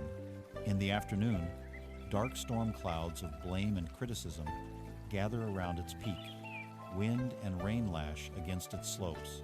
But the mountain is not disturbed, it is not shaken, it does not resist the storm, it simply allows it to be, knowing it will pass. People come and go, some celebrate its beauty, fame, others deface its rocks, disrepute. Seasons change, years pass, but the mountain remains, embodying a silent, dignified, and unshakable presence. Your practice is to cultivate this mountain-like quality within your own heart. You are the mountain. The opinions of others, the changing circumstances of your life, these are merely the weather. They are passing clouds, fleeting storms, and changing seasons. Your essential being, your core awareness, can remain as steady and peaceful as the mountain. The foundation of this mountain-like stability is wisdom. It is the deep, cellular understanding of the truths you have already explored. It is the wisdom of impermanence, knowing that praise and blame, gain and loss, are all fleeting phenomena that arise and pass away. It is the wisdom of dependent origination, knowing that these events are not personal. They arise from countless causes and conditions that are far beyond your control. They are not a reflection of your inherent worth. With this wisdom as your foundation, you can begin to practice. Let us do a short reflection now. Bring to mind a time you received praise or recognition. Feel the pleasure that arose. Notice how pleasant it felt. Now see that the moment passed. The feeling faded. The praise is now just a memory. It was impermanent. Now bring to mind a time you were criticized or blamed, perhaps unfairly. Feel the sting of that pain. Notice how unpleasant it was, and now see that you survived it. That moment too passed away. The pain lessened. The blame is now just a memory. It was also impermanent. Gently reflect on a time of material gain and see its passing. Reflect on a time of loss and see that you endured. that life continued. By seeing this pattern of arising and passing over and over again, our minds begin to relax their grip. We stop taking the worldly winds so personally. We see them for what they are: impersonal, fleeting weather patterns. In your daily life, when one of these winds begins to blow, you can anchor yourself with a simple phrase. When experiencing pleasure or praise, you can note, "This is a pleasant feeling. It is impermanent." When experiencing pain or blame, you can note, "This is an unpleasant feeling. It is also impermanent." This simple labeling, infused with the wisdom of impermanence, creates the space of equanimity.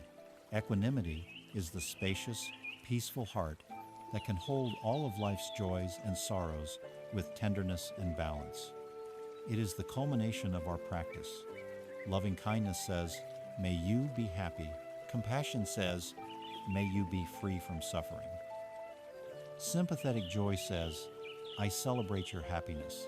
And equanimity holds all of it, saying, "I am here with you through all the changing tides of life with a steady heart and a peaceful mind." It is the ultimate expression of love, a love that is not dependent on conditions, a love that is as vast and as stable as the mountain.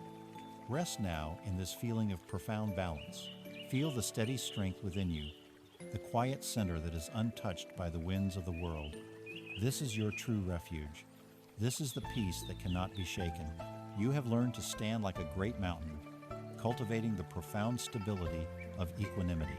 You have learned to allow the 8 worldly winds pleasure and pain, praise and blame, gain and loss to blow past you without being knocked from your center. This unshakable peace is a true refuge. Now, with this stability as our foundation, we can turn to face the deepest and most universal truths of our human existence, truths our culture teaches us to fear, deny, and ignore at all costs. In the story of the Buddha's life, before he began his quest, he was a sheltered prince who had never known suffering.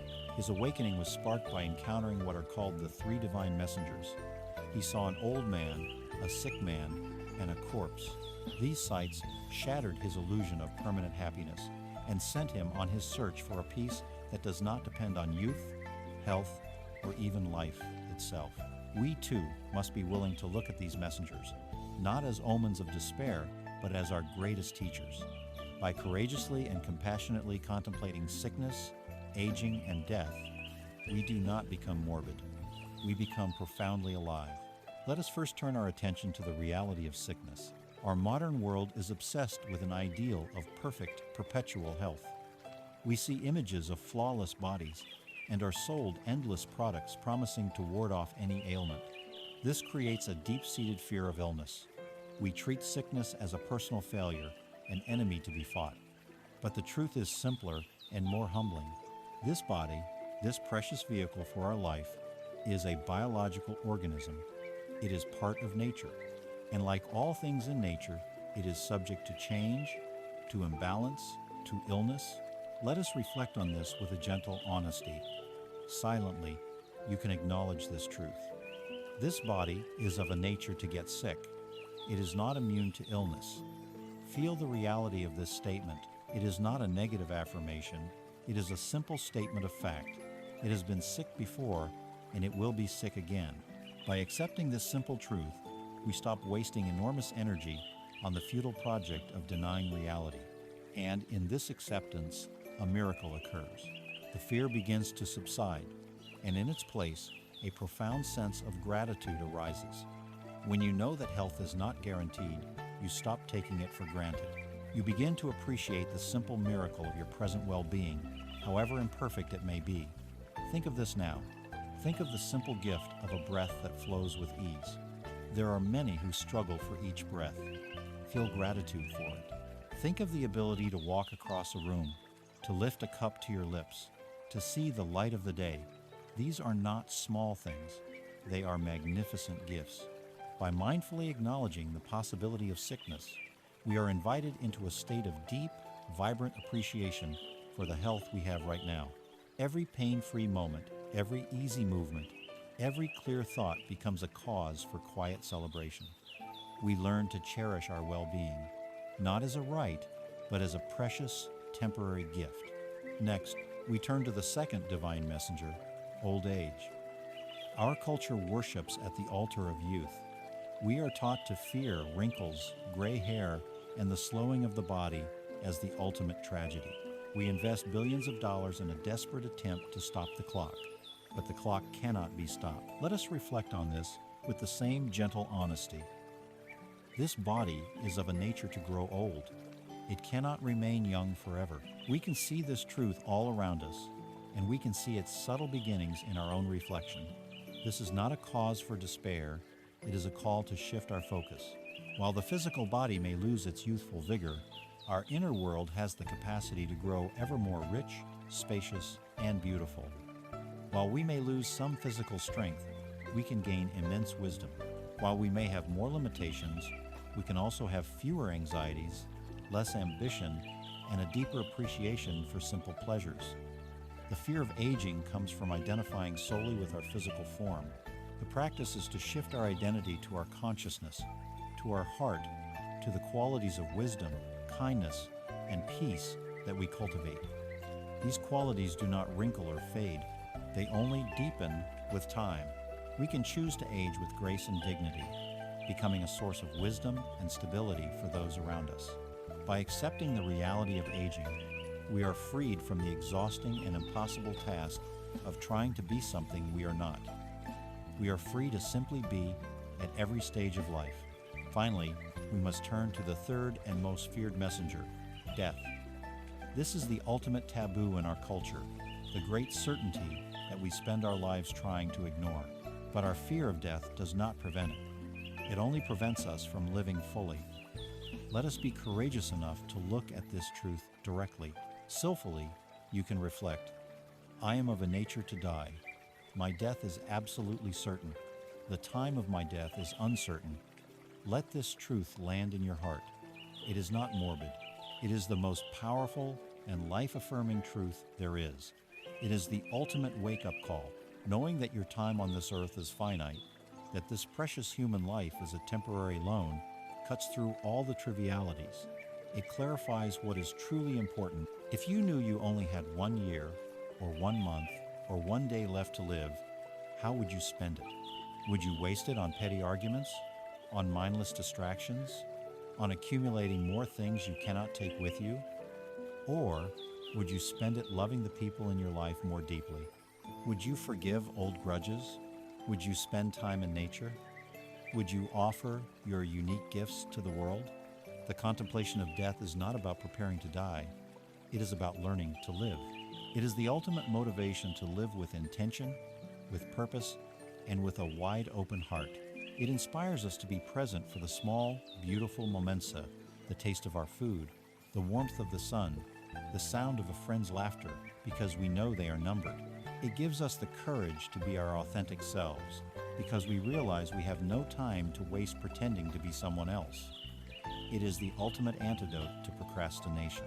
The great projects, the important conversations, the love we mean to express the time for them is now. There may not be a later. By turning towards these three divine messengers, sickness, aging, and death, we discover a profound and paradoxical freedom. Our fear of them is what keeps us in a cage, a small, anxious world where we are constantly trying to control the uncontrollable. By accepting these inevitable realities of the human condition, we break out of the cage. We stop fighting a war with reality that we can never win. And in that surrender, we find peace, we find gratitude, and we find an inspiration to live this one wild, precious life with more love, more wisdom, and more joy than we ever thought possible. Rest now in the preciousness of this moment, this living, breathing, and utterly sacred moment. Having looked with courage and clarity at the great unavoidable realities of sickness, aging, and death, we are left with a question of profound and beautiful urgency. Since this life is so precious and so brief, how shall we live it? How shall we spend the allotment of days we have been given? A vast portion of our waking hours is dedicated to our work, to what we call making a living. Too often, we see this part of our life as separate from our spiritual path, a necessary burden to be endured, a means to an end. We segment our lives into the drudgery of the work week and the freedom of the weekend. But this is to create a false division, to relegate a huge part of our existence to a state of unconsciousness. The wisdom teachings invite us to a more integrated and joyful path. They invite us to explore the practice of right livelihood, which is the art of transforming our work from a mere job into a genuine calling, a vehicle for our awakening, and a profound expression of our deepest values. Right livelihood is not about finding some kind of perfect or overtly spiritual job. It is about bringing a wholesome quality of heart and mind to whatever we do. It's about understanding that our work is one of the most fertile fields we have for practice. The office, the workshop, the kitchen, the classroom, these are our monasteries. The difficult colleague is our teacher of patience. The challenging project is our teacher of perseverance. The mundane, repetitive task is our teacher of mindfulness. Instead of seeing our work as an obstacle to our peace, we can reframe it as the very place where our peace is forged and tested.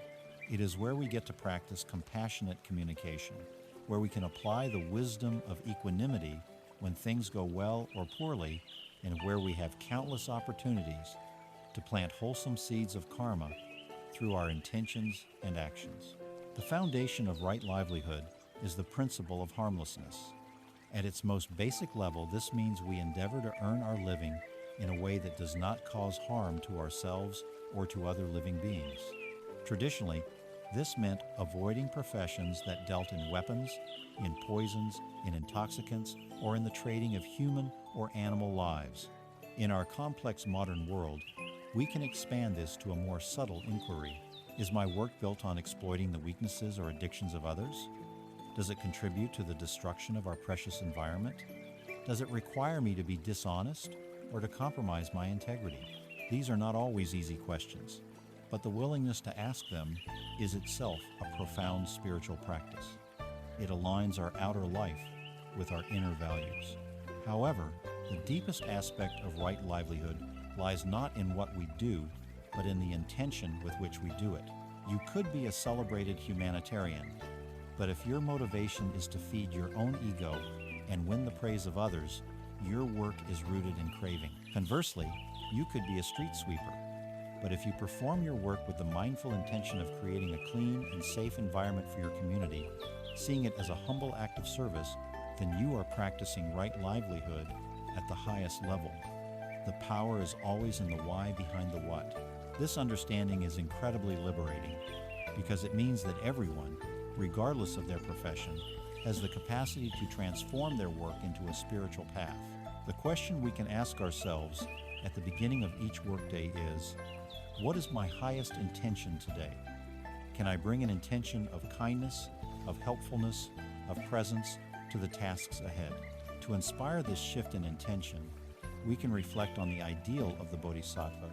In the Buddhist tradition, a bodhisattva is an enlightened being who, out of immense compassion, chooses to remain engaged with the world in order to help all beings find freedom from suffering. We can adopt this bodhisattva spirit in our own lives. We can ask, how can my work, whatever it is, be a vehicle for service?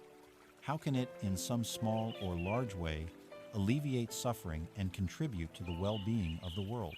When we look through this lens, our perspective transforms. A teacher is no longer just conveying information.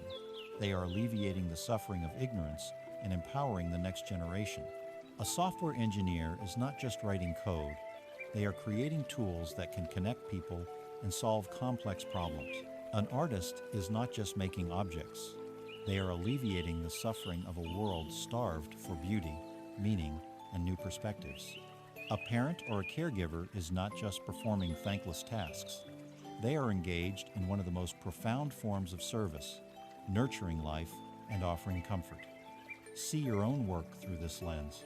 Find the thread of service, however thin, and hold on to it.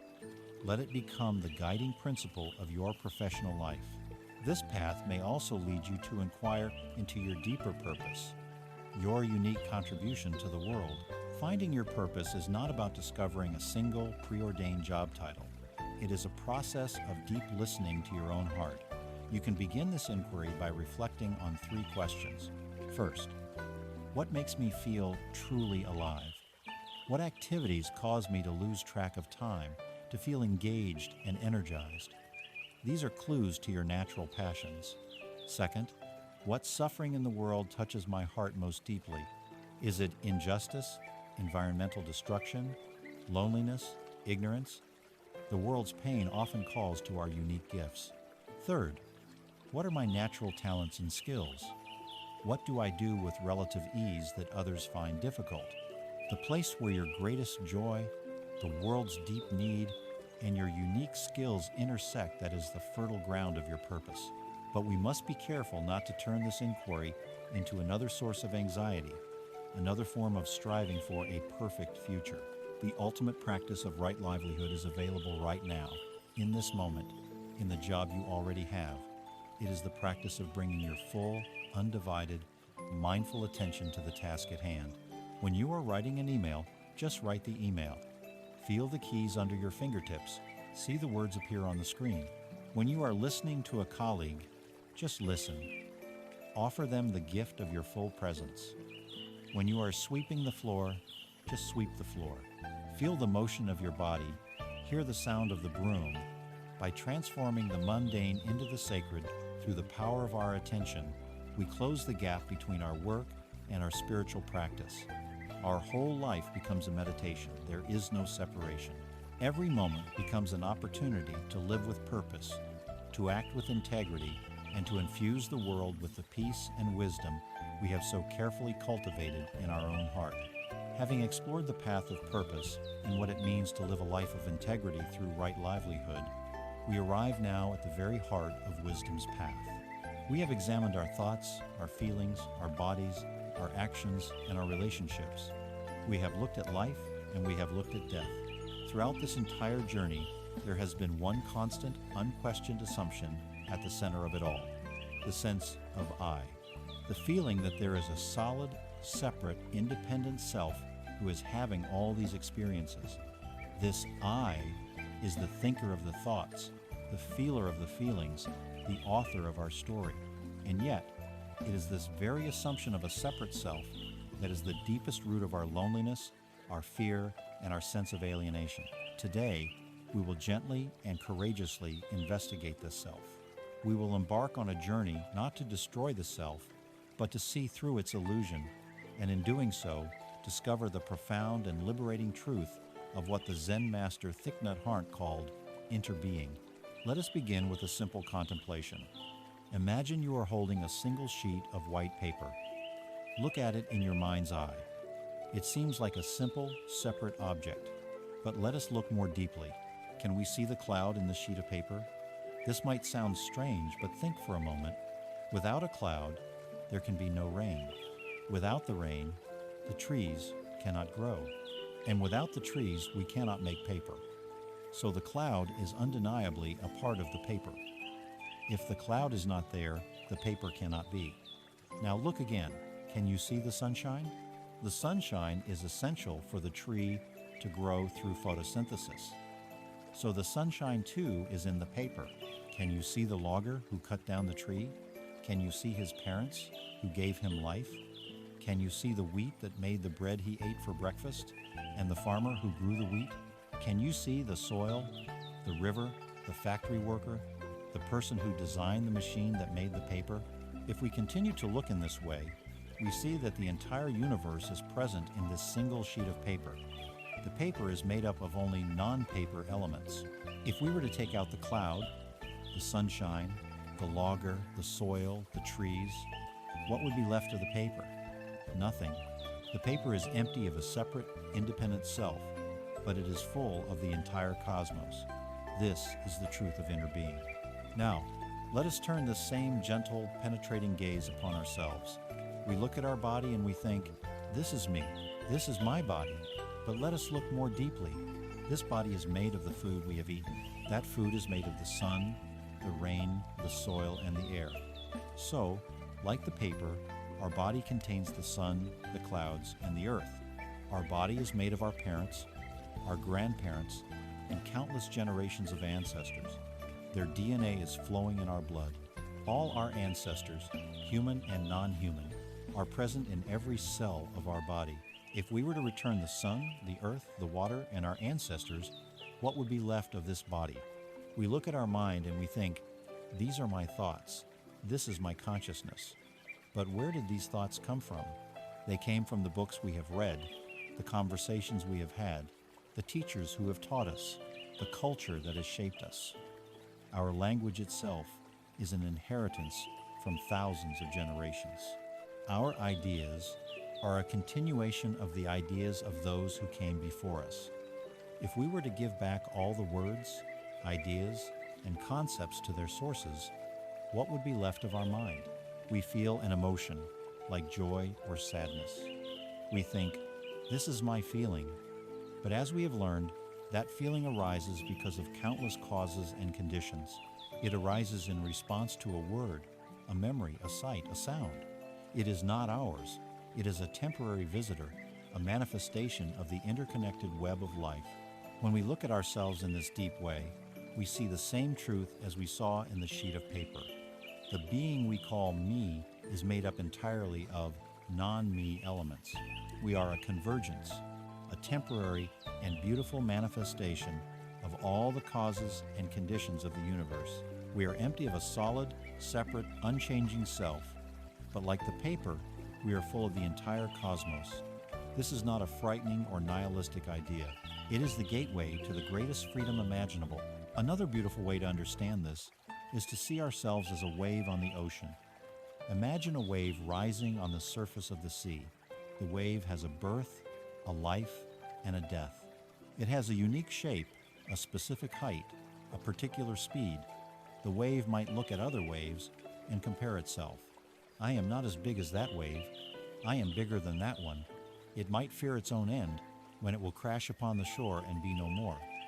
All of this comes from the wave's mistaken identity. It thinks it is a wave. But what is its true nature? Its true nature, its very substance, is water. It has never been anything other than the ocean. It arose from the ocean, it is made of the ocean, and when its form as a wave subsides, it returns to the ocean. It does not die. It simply lets go of its temporary, separate form and realizes its true, boundless identity as the entire ocean. We are like that wave. Our individual life, with its unique name, body, and story, is the form, but our true nature, our substance, is the vast ocean of life, of consciousness itself. To realize this truth of inner being, even for a moment, is to transform our entire experience of life. Firstly, it is the end of loneliness. How can you be lonely when you see that the entire universe is within you and you are within the entire universe? The person sitting opposite you is not separate from you. You share the same air, the same ancestors, the same planetary home. The tree outside your window is breathing for you. You are never, ever alone. You are an inseparable part of the intricate web of life. Secondly, it is the birth of boundless, spontaneous compassion.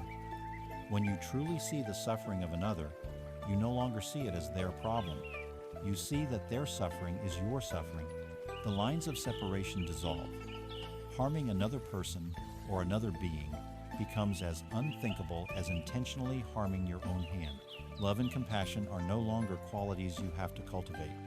They become the natural, effortless expression of your being, because you see yourself in all beings. Finally, it is the gateway to fearlessness. If the I that I am so anxious to protect is not a solid, separate entity, then what is there to fear? What can be lost? What can be destroyed? The wave does not fear returning to the ocean. It is a homecoming. Death ceases to be a terrifying annihilation and is seen instead as a transformation, a return to our boundless, true nature. By letting go of the small, separate self, we gain the entire universe. We discover a peace that is not dependent on anything, because it is the peace of our own boundless, interconnected being. Rest now in this profound truth. Feel your breath as the breath of the cosmos. Feel your heartbeat as the rhythm of the ocean. You are not just in the universe, you are the universe, experiencing itself. Having realized the profound truth of inner being, the illusion of the solid, separate self begins to soften. we see that we are not an isolated wave, but the entire ocean in motion. We are not a lonely sheet of paper, but a manifestation of the entire cosmos. This insight is the gateway to ultimate freedom, but it also raises a beautiful and essential question. If there is no separate I in charge, no isolated ego driving the machine, then who acts? Who makes choices? Who lives this life? The answer to this question unveils one of the most graceful and transformative ways of being in the world, the art of effortless living, or what might be called action without a striver. This is the shift from a life of tense, forceful effort to a life of easeful, responsive flow. For most of our lives, we operate from the perspective of the separate self. This self feels small, vulnerable, and in competition with the rest of the world. To survive and succeed, it believes it must exert constant effort, control, and force. This is the energy of striving. It feels like pushing a heavy boulder up a steep hill. The mind is constantly calculating, planning, worrying. The body is filled with tension. We are motivated by a fear of failure and a craving for success. We muscle our way through life, believing that the sheer force of our will is what makes things happen. This way of living is utterly exhausting. It leads to stress, anxiety, and burnout. It is the life of the clenched fist, always grasping, always controlling, always tight. The wisdom of interbeing invites us to a different way. It invites us to open the fist and let the hand learn to dance. When we know we are not a separate wave but the entire ocean, we realize we don't have to generate our own power. We are already connected to the immense power of the ocean itself. We can learn to move with the currents of life, rather than constantly trying to swim against them. This is not passivity. It is not laziness. It is a state of profound intelligence and skill. Think of a master artisana potter at her wheel, or a musician with his instrument. When they are truly in their element, in a state of flow, their ego disappears. The potter does not feel like, I am making this pot. Instead, a beautiful pot seems to emerge from the dance between her hands, the clay, and the wheel. The musician does not feel like, I am playing this music. The music seems to play itself through him. This is action without a striver. It is the culmination of years of dedicated practice, where the technique has become so ingrained that it is second nature. The conscious, striving mind gets out of the way, and a deeper, more intuitive wisdom takes over. Our spiritual practicer, meditation, our mindfulness, our cultivation of compassiousness, the discipline that allows our very life to become our art form. We learn the skills so well that we can finally let go and allow life to move through us with grace and beauty. How do we cultivate this state of effortless flow? We begin by changing our relationship with control. The egoic self is obsessed with controlling outcomes. It believes that if it just plans enough, worries enough, and works hard enough, it can force reality to conform to its desires. This is the source of endless tension. The practice of effortless living is to bring our full attention and care to the process, and to release our attachment to the outcome. We plant a seed with the best possible intention. As we learned in the practice of karma, we water that seed with our mindful, wholehearted action in the present moment. And then we let go. We trust that the seed, now planted in the vast, interconnected garden of the universe, will grow according to its own nature, and the countless other conditions at play, the sun, the soil, the rain, which are far beyond our control. We do our part with love and presence, and we allow life to do its part. This is an act of profound trust. To support this trust, we must also learn to be comfortable with the state of not knowing. The ego wants certainty. It wants a map, a guarantee. It finds the unknown to be terrifying. But life is, by its very nature, uncertain and unpredictable. To live effortlessly is to embrace this uncertainty as part of life's adventure. It is the willingness to show up in each moment and respond to what is, rather than what we think should be. When the calculating, planning mind quiets down, we begin to hear a deeper intelligence. This is our intuition, the wisdom of the heart, the felt sense of the body. It doesn't speak in complex logical arguments. It speaks in a quiet sense of rightness, a subtle feeling of flow or resistance. The practice of mindfulness creates the inner silence necessary to hear this intuitive guidance. By learning to trust it, we find that we can navigate life's complexities with a grace and ease that our logical mind could never achieve on its own. We learn to find the path of least resistance, by being lazy, but by being wise, like a river that flows around a great mountain rather than trying to blast its way through it. This does not mean we never make plans or set goals. It means we hold them lightly.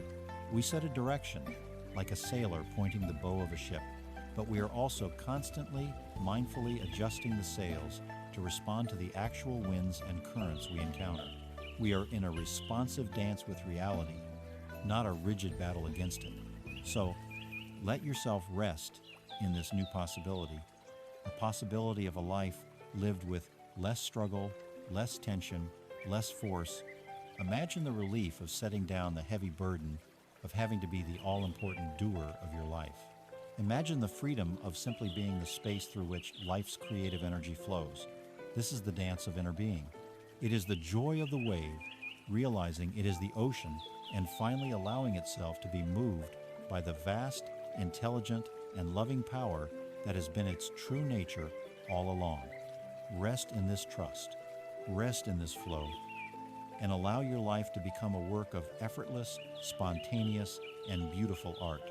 Having explored the liberating truth of inner being and the graceful path of effortless living, we begin to sense a fundamental shift in our perception. The hard, sharp edges of the separate self begin to soften, and we feel ourselves as part of a vast, interconnected flow. There is no better place to experience and deepen this reality than in the embrace of the natural world. For millennia, sages and mystics have sought refuge and wisdom, not in complex texts, but in the silent teachings of the forests, the mountains, and the oceans. Our modern lives, however, have largely disconnected us from this primary source of wisdom and healing. We live in climate-controlled boxes, stare into glowing rectangles, and treat the earth as a resource to be consumed rather than a living being to be revered. Today, we practice coming home. We practice remembering our place within the web of life, and we learn to listen to the profound Dharma, the truth of the way things are, as it is written in leaves and stone, in wind and water. Nature is the ultimate teacher of the truths we have been exploring. If you wish to understand impermanence, you need only sit by a river. The water that flows past you now will never flow past you again. It is in a state of constant, graceful change. Or watch a single flower through its life cycle, the tight bud of potential, the glorious, vibrant bloom, and the gentle, inevitable wilting, and return to the soil.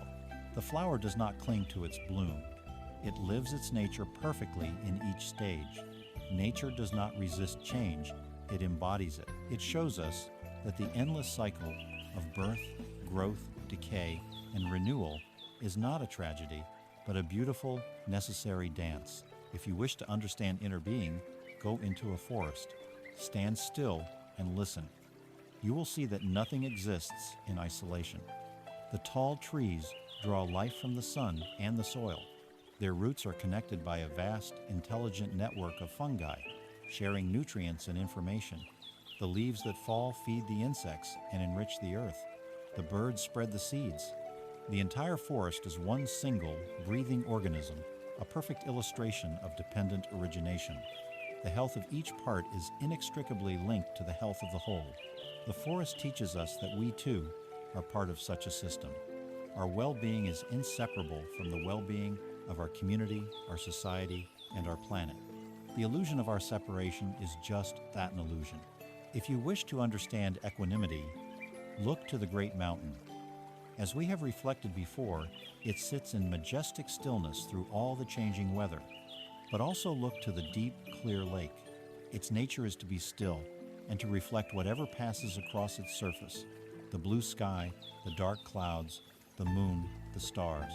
It reflects everything perfectly, without judgment, without preference.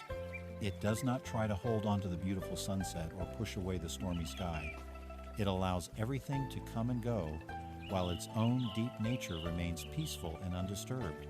Nature teaches us that our mind can have the same quality, the ability to reflect the ups and downs of life with a spacious and untroubled calm. For too long, we have seen ourselves as masters of nature when in fact we are its children.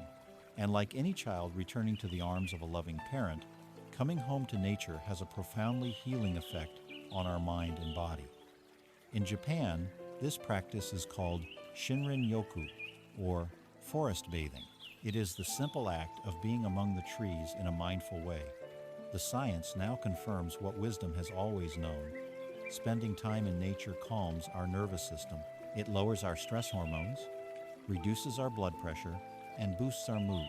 The fractal patterns in leaves and ferns, the gentle sound of moving water, the earthy smell of damp soil, these things soothe our overstimulated minds. When we stand at the foot of a 1,000-year-old tree or gaze up at the infinite expanse of the starry night sky, our own small personal problems are put into their proper perspective. The ego, with its endless anxieties and self-importance, naturally shrinks in the face of such timeless grandeur. Nature reminds us that we are part of something much, much larger than our own personal drama. It is the perfect antidote to the narrow, self-obsessed focus of modern life. You can begin to practice this homecoming in very simple ways. You do not need to embark on a great wilderness expedition. The practice begins with changing the quality of your attention. The next time you go for a walk, try a mindful walk. Let go of any destination or goal. The purpose of the walk is simply to be present with each step. Feel the sensation of your feet on the ground. Notice the way the air feels on your skin. Listen to the sounds around you without needing to label them. Look at the light, the way it filters through the leaves and creates patterns on the path. You are not a separate observer walking through nature. You are a part of nature taking a walk with itself. Or find a single comfortable spot and practice sitting with a tree. You can lean your back against its trunk and feel its solid, steady presence. Feel its roots going deep into the earth, drawing up nourishment. Feel its branches reaching up to the sky, drawing in the light. The tree is a master of silent, present moment being. It doesn't worry about the future or regret the past. It is simply, fully here. Allow its patient, grounded energy to permeate your own being. Even if you live in a dense city, nature is still your teacher. You can practice by mindfully tending to a single houseplant, noticing its needs, watching its slow, silent growth. You can sit by a window and watch the clouds drift across the sky, a perfect lesson in impermanence. You can stand outside during a rainstorm and feel the cool drops on your face, a reminder of your connection to the great water cycles of the planet. The practice is not about being in a specific location. It is about recognizing that you are, and always have been, a part of the natural world. So, let yourself feel this deep connection now. You are not separate from the earth. Your body is made of its soil, its water, its air. Your breath is a constant exchange with the trees and the phytoplankton in the sea. You are a child of this planet, as much a part of its fabric as any river, mountain, or forest. To harm the earth is to harm yourself. To heal the earth is to heal yourself. Let go of the feeling of alienation. Let yourself feel the deep sense of belonging that is your birthright. You are home. You have always been home. Our journey together has taken us from the inner landscape of our own minds to the very fabric of the cosmos. We began by seeking a personal peace, a refuge from the stresses of modern life. We learned to watch our thoughts, to befriend our fears, to cultivate gratitude and equanimity.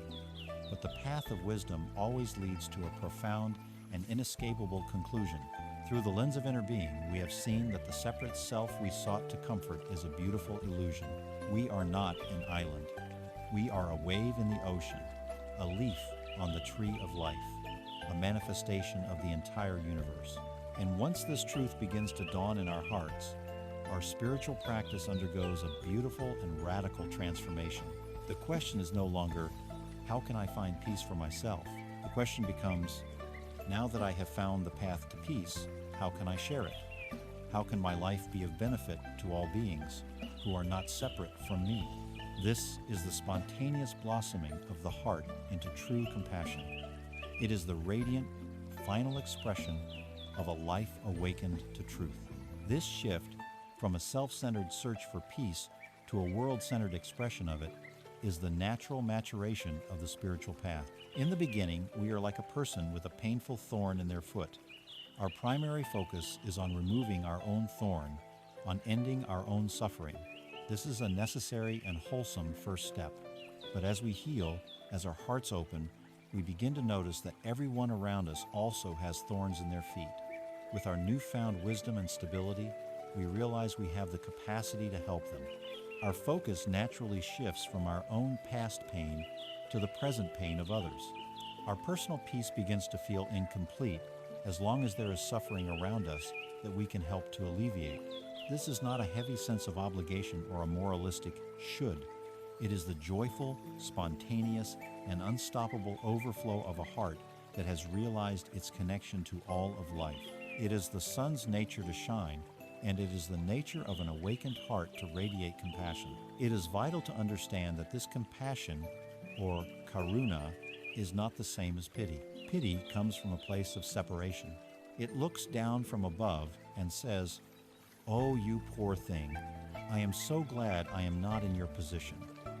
Pity creates distance. It reinforces the ego's sense of superiority. Compassion, on the other hand, is born from a recognition of equality and shared being. It says, "I feel your suffering as if it were my own, because on a deep level, it is. We are in this together." Compassion closes the distance. It builds bridges. It is the heart's courageous and tender response to the reality of suffering. It does not turn away. It moves towards the pain, not with fear, but with a deep and abiding wish to offer comfort and support. This compassionate engagement with the world is beautifully encapsulated in the ideal of the Bodhisattva, a being who dedicates their life to the welfare of all. We can take this Bodhisattva vow not as a grand, unattainable goal, but as a quiet, daily intention that guides our life. The vow is simple. May my life, in some small way, be of benefit to all beings. We can hold this intention in our heart as we go about our day, and it will transform everything. It turns mundane actions into sacred offerings. Driving to work is no longer a commute. It is an opportunity to practice patience, to let another car merge, sending them a silent wish to be safe. Shopping for groceries is no longer a chore. It is an opportunity to offer a genuine smile and a word of thanks to the tired cashier, acknowledging their humanity. Compassion in action does not require grand, heroic gestures. It is woven from the countless small threads of our daily choices. It is the decision to truly listen to a friend in distress, offering them the spaciousness of our presence instead of an easy solution. It is the choice to pick up a piece of litter from the park, a small act of care for our shared home. It is the willingness to forgive someone who has hurt us, releasing both them and ourselves from the prison of resentment. It is the courage to speak up against injustice, to protect those who are vulnerable. These small acts are not small at all. They are ripples of peace sent out into the interconnected web of life, touching shores we may never see. To live this way also means changing our relationship to the suffering of the world. The daily news can be a source of immense despair, anger, and helplessness. A compassionate heart does not shut down or turn away in denial, but neither does it drown in the sorrow.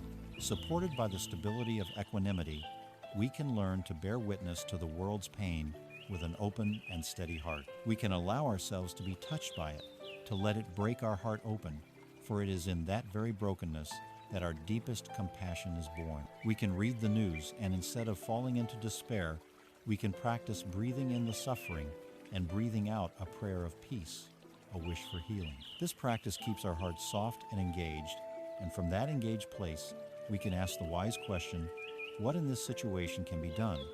What is my small part to play? Sometimes the part is to donate.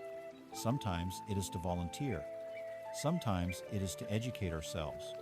And sometimes it is simply to continue our own inner work, to be one less person contributing to the anger and confusion of the world, and one more person contributing to its peace. Perhaps the greatest secret of this path is that the ultimate beneficiary of compassion is the one who gives it. A life dedicated solely to the pursuit of one's own pleasure and comfort ultimately leads to a sense of emptiness, and meaninglessness. It is a small, constricted world populated only by the self and its desires. To dedicate your life to service, to the alleviation of suffering, is to break free from this tiny prison of the ego. It connects you to the vastness of humanity, to the great drama of life itself. It infuses your life with a profound sense of purpose and meaning that personal success can never offer. The joy that arises from a genuine act of helping another is one of the most pure and sustainable joys there is. So, trust the natural radiance of your own heart. You do not need to look for a grand purpose. Your purpose is revealed in the next opportunity to be kind, the next opportunity to listen deeply, the next opportunity to help. Honor your unique gifts. For one person, compassion may express itself as activism. For another, it is raising a family with love. For another, it is creating art, or caring for the sick, or simply being a calm, peaceful presence in a chaotic world. All these paths are equally valid, equally beautiful. Your task is not to save the world, but simply to offer your unique note to the symphony of life. Let your life become your message. Let your every breath, your every action, your every thought be an offering of peace and compassion to a world that needs it so dearly. Tonight, we turn our attention inward to a landscape that many of us spend our entire lives trying to avoid. We turn towards the past. For some, the past is a warm and gentle place, a source of comfort and fond memories. But for many, it is a haunted land, filled with ghosts of regret, shadows of pain, and echoes of words we wish we had never heard, or wish we had said differently. The mind, in an effort to protect us, often seals the door to these rooms of memory, believing that what is not seen cannot hurt us. Yet, the energy of these unvisited memories remains, living within us as a subtle tension in the body, a quiet sadness in the heart, an unexplained anxiety that clouds our present moments and disturbs our sleep. The purpose of our journey tonight is not to force these doors open, not to relive trauma, but to become a gentle and courageous visitor to our own history. We will not go into these rooms empty-handed. We will carry with us two powerful tools: the unwavering anchor of the breath and the soft, warm light of compassion. The breath will be our lifeline, always ready to bring us back to the safety of the present moment if the currents of memory become too strong. And the light of compassion will be our lantern, allowing us to see what is hidden in the shadows, not with the harsh glare of judgment, but with the gentle glow of understanding and kindness. This is not an exercise in excavation, but an act of sacred reclamation. It is the process of making peace with the person you once were, so that the person you are today can finally be free. So, let us begin. As you rest here, in the safety and comfort of your bed, allow your body to relax deeply. Return your attention to the simple, steady rhythm of your breathing, in and out, a rise and a fall. This breath is your home base. It is happening now, in this moment, in this room. It is real, it is present, and it is your anchor. Now, I invite you to gently hold the intention to allow a memory from your past to surface. Do not go digging for the most difficult or painful one. Simply stand at the door of your memory and wait to see what presents itself. It may be a significant event, or it may be something small and seemingly trivial that has, for some reason, stayed with you. Whatever comes, allow it to arise without resistance. As an image or a feeling from the past begins to form in your mind, your first and only task is to remain the observer. Imagine that you are sitting in a comfortable, safe cinema, and the memory is being projected onto a screen far across the room. You are not on the screen. You are not the actor in the drama. You are the audience, watching with a calm and detached curiosity. Notice the details on the screen, the place, the people, your younger self. See the scene play out, but do not let yourself be pulled into it. If you feel the pull, if you feel the old emotions starting to rise up and overwhelm you, immediately return your awareness to your anchor. Feel the breath flowing into your body. Feel the weight of your body on the bed. Feel the texture of the sheets against your skin. See the movie on the screen, but feel the breath in your lungs. You are here, now, safe. The memory is there then, an echo. This practice of staying grounded in the present while observing the past is the key.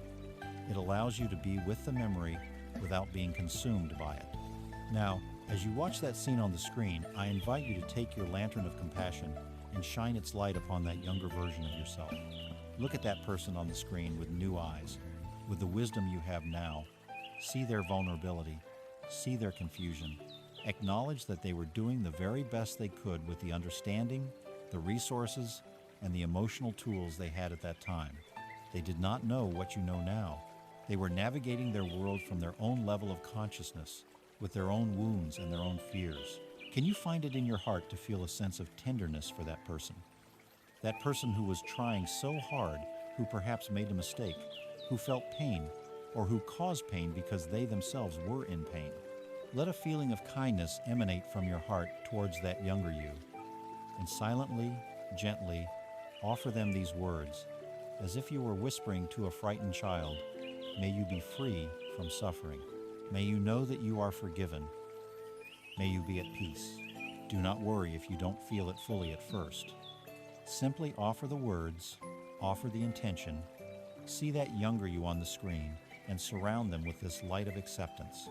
They have carried this burden for long enough. You have carried this burden for long enough. In this moment, you can offer them and yourself a pardon. If there are other people in that memory, see if you can extend a ray of that same light towards them. Recognize that they too were acting from their own level of understanding, their own history, their own pain. This does not excuse harmful actions, but it allows you to see them not as one-dimensional villains, but as complex, suffering beings, just like you. By seeing their humanity, you loosen the grip of resentment and anger that binds you to them. You are not forgiving them for their sake. You are doing it for yours. You are choosing to put down the heavy stone of bitterness so that your own hands can be free. As you hold this entire memory in the warm, non-judgmental light of compassion, you begin to change your relationship to it. It ceases to be a source of active pain and begins to transform into a source of wisdom. Ask yourself gently, what did I learn from this experience? How did it, perhaps in some difficult and unforeseen way, contribute to the person I am today? Perhaps it taught you resilience. Perhaps it taught you the importance of boundaries. Perhaps it made you a more compassionate and understanding person because you now know the feeling of hurt. The past, when viewed through the lens of wisdom, is no longer a collection of wounds. It becomes the very soil, dark and rich, from which your strength and character have grown. Can you feel a flicker of gratitude? Not for the pain itself, but for the incredible resilience of your own spirit that endured it, learned from it, and has now returned to it with a brave and open heart to heal it. The story no longer has power over you. You have reclaimed your power from the story, and now it is time to let it go. Allow the image on the screen to fade. See it becoming transparent, like smoke dissolving into the air, or a cloud drifting away across the sky. It is not being destroyed. It is being released into the vastness of your compassionate awareness. It is taking its proper place as a part of your history, but not a defining feature of your present. Bring your attention fully, completely, back to the here and now, back to the simple, miraculous sensation of your breath, flowing in, flowing out, back to the feeling of your body, whole and complete, resting peacefully in your bed. The past has been visited. It has been honored. It has been held in love, and it has been released. You are here. You are now. You are free. And in this freedom, in this peace, true rest can finally begin. And so, our 3-hour pilgrimage into the vast landscape of the past comes to a gentle close. We began this journey standing before a door that many of us keep locked and barred, the door to our own history.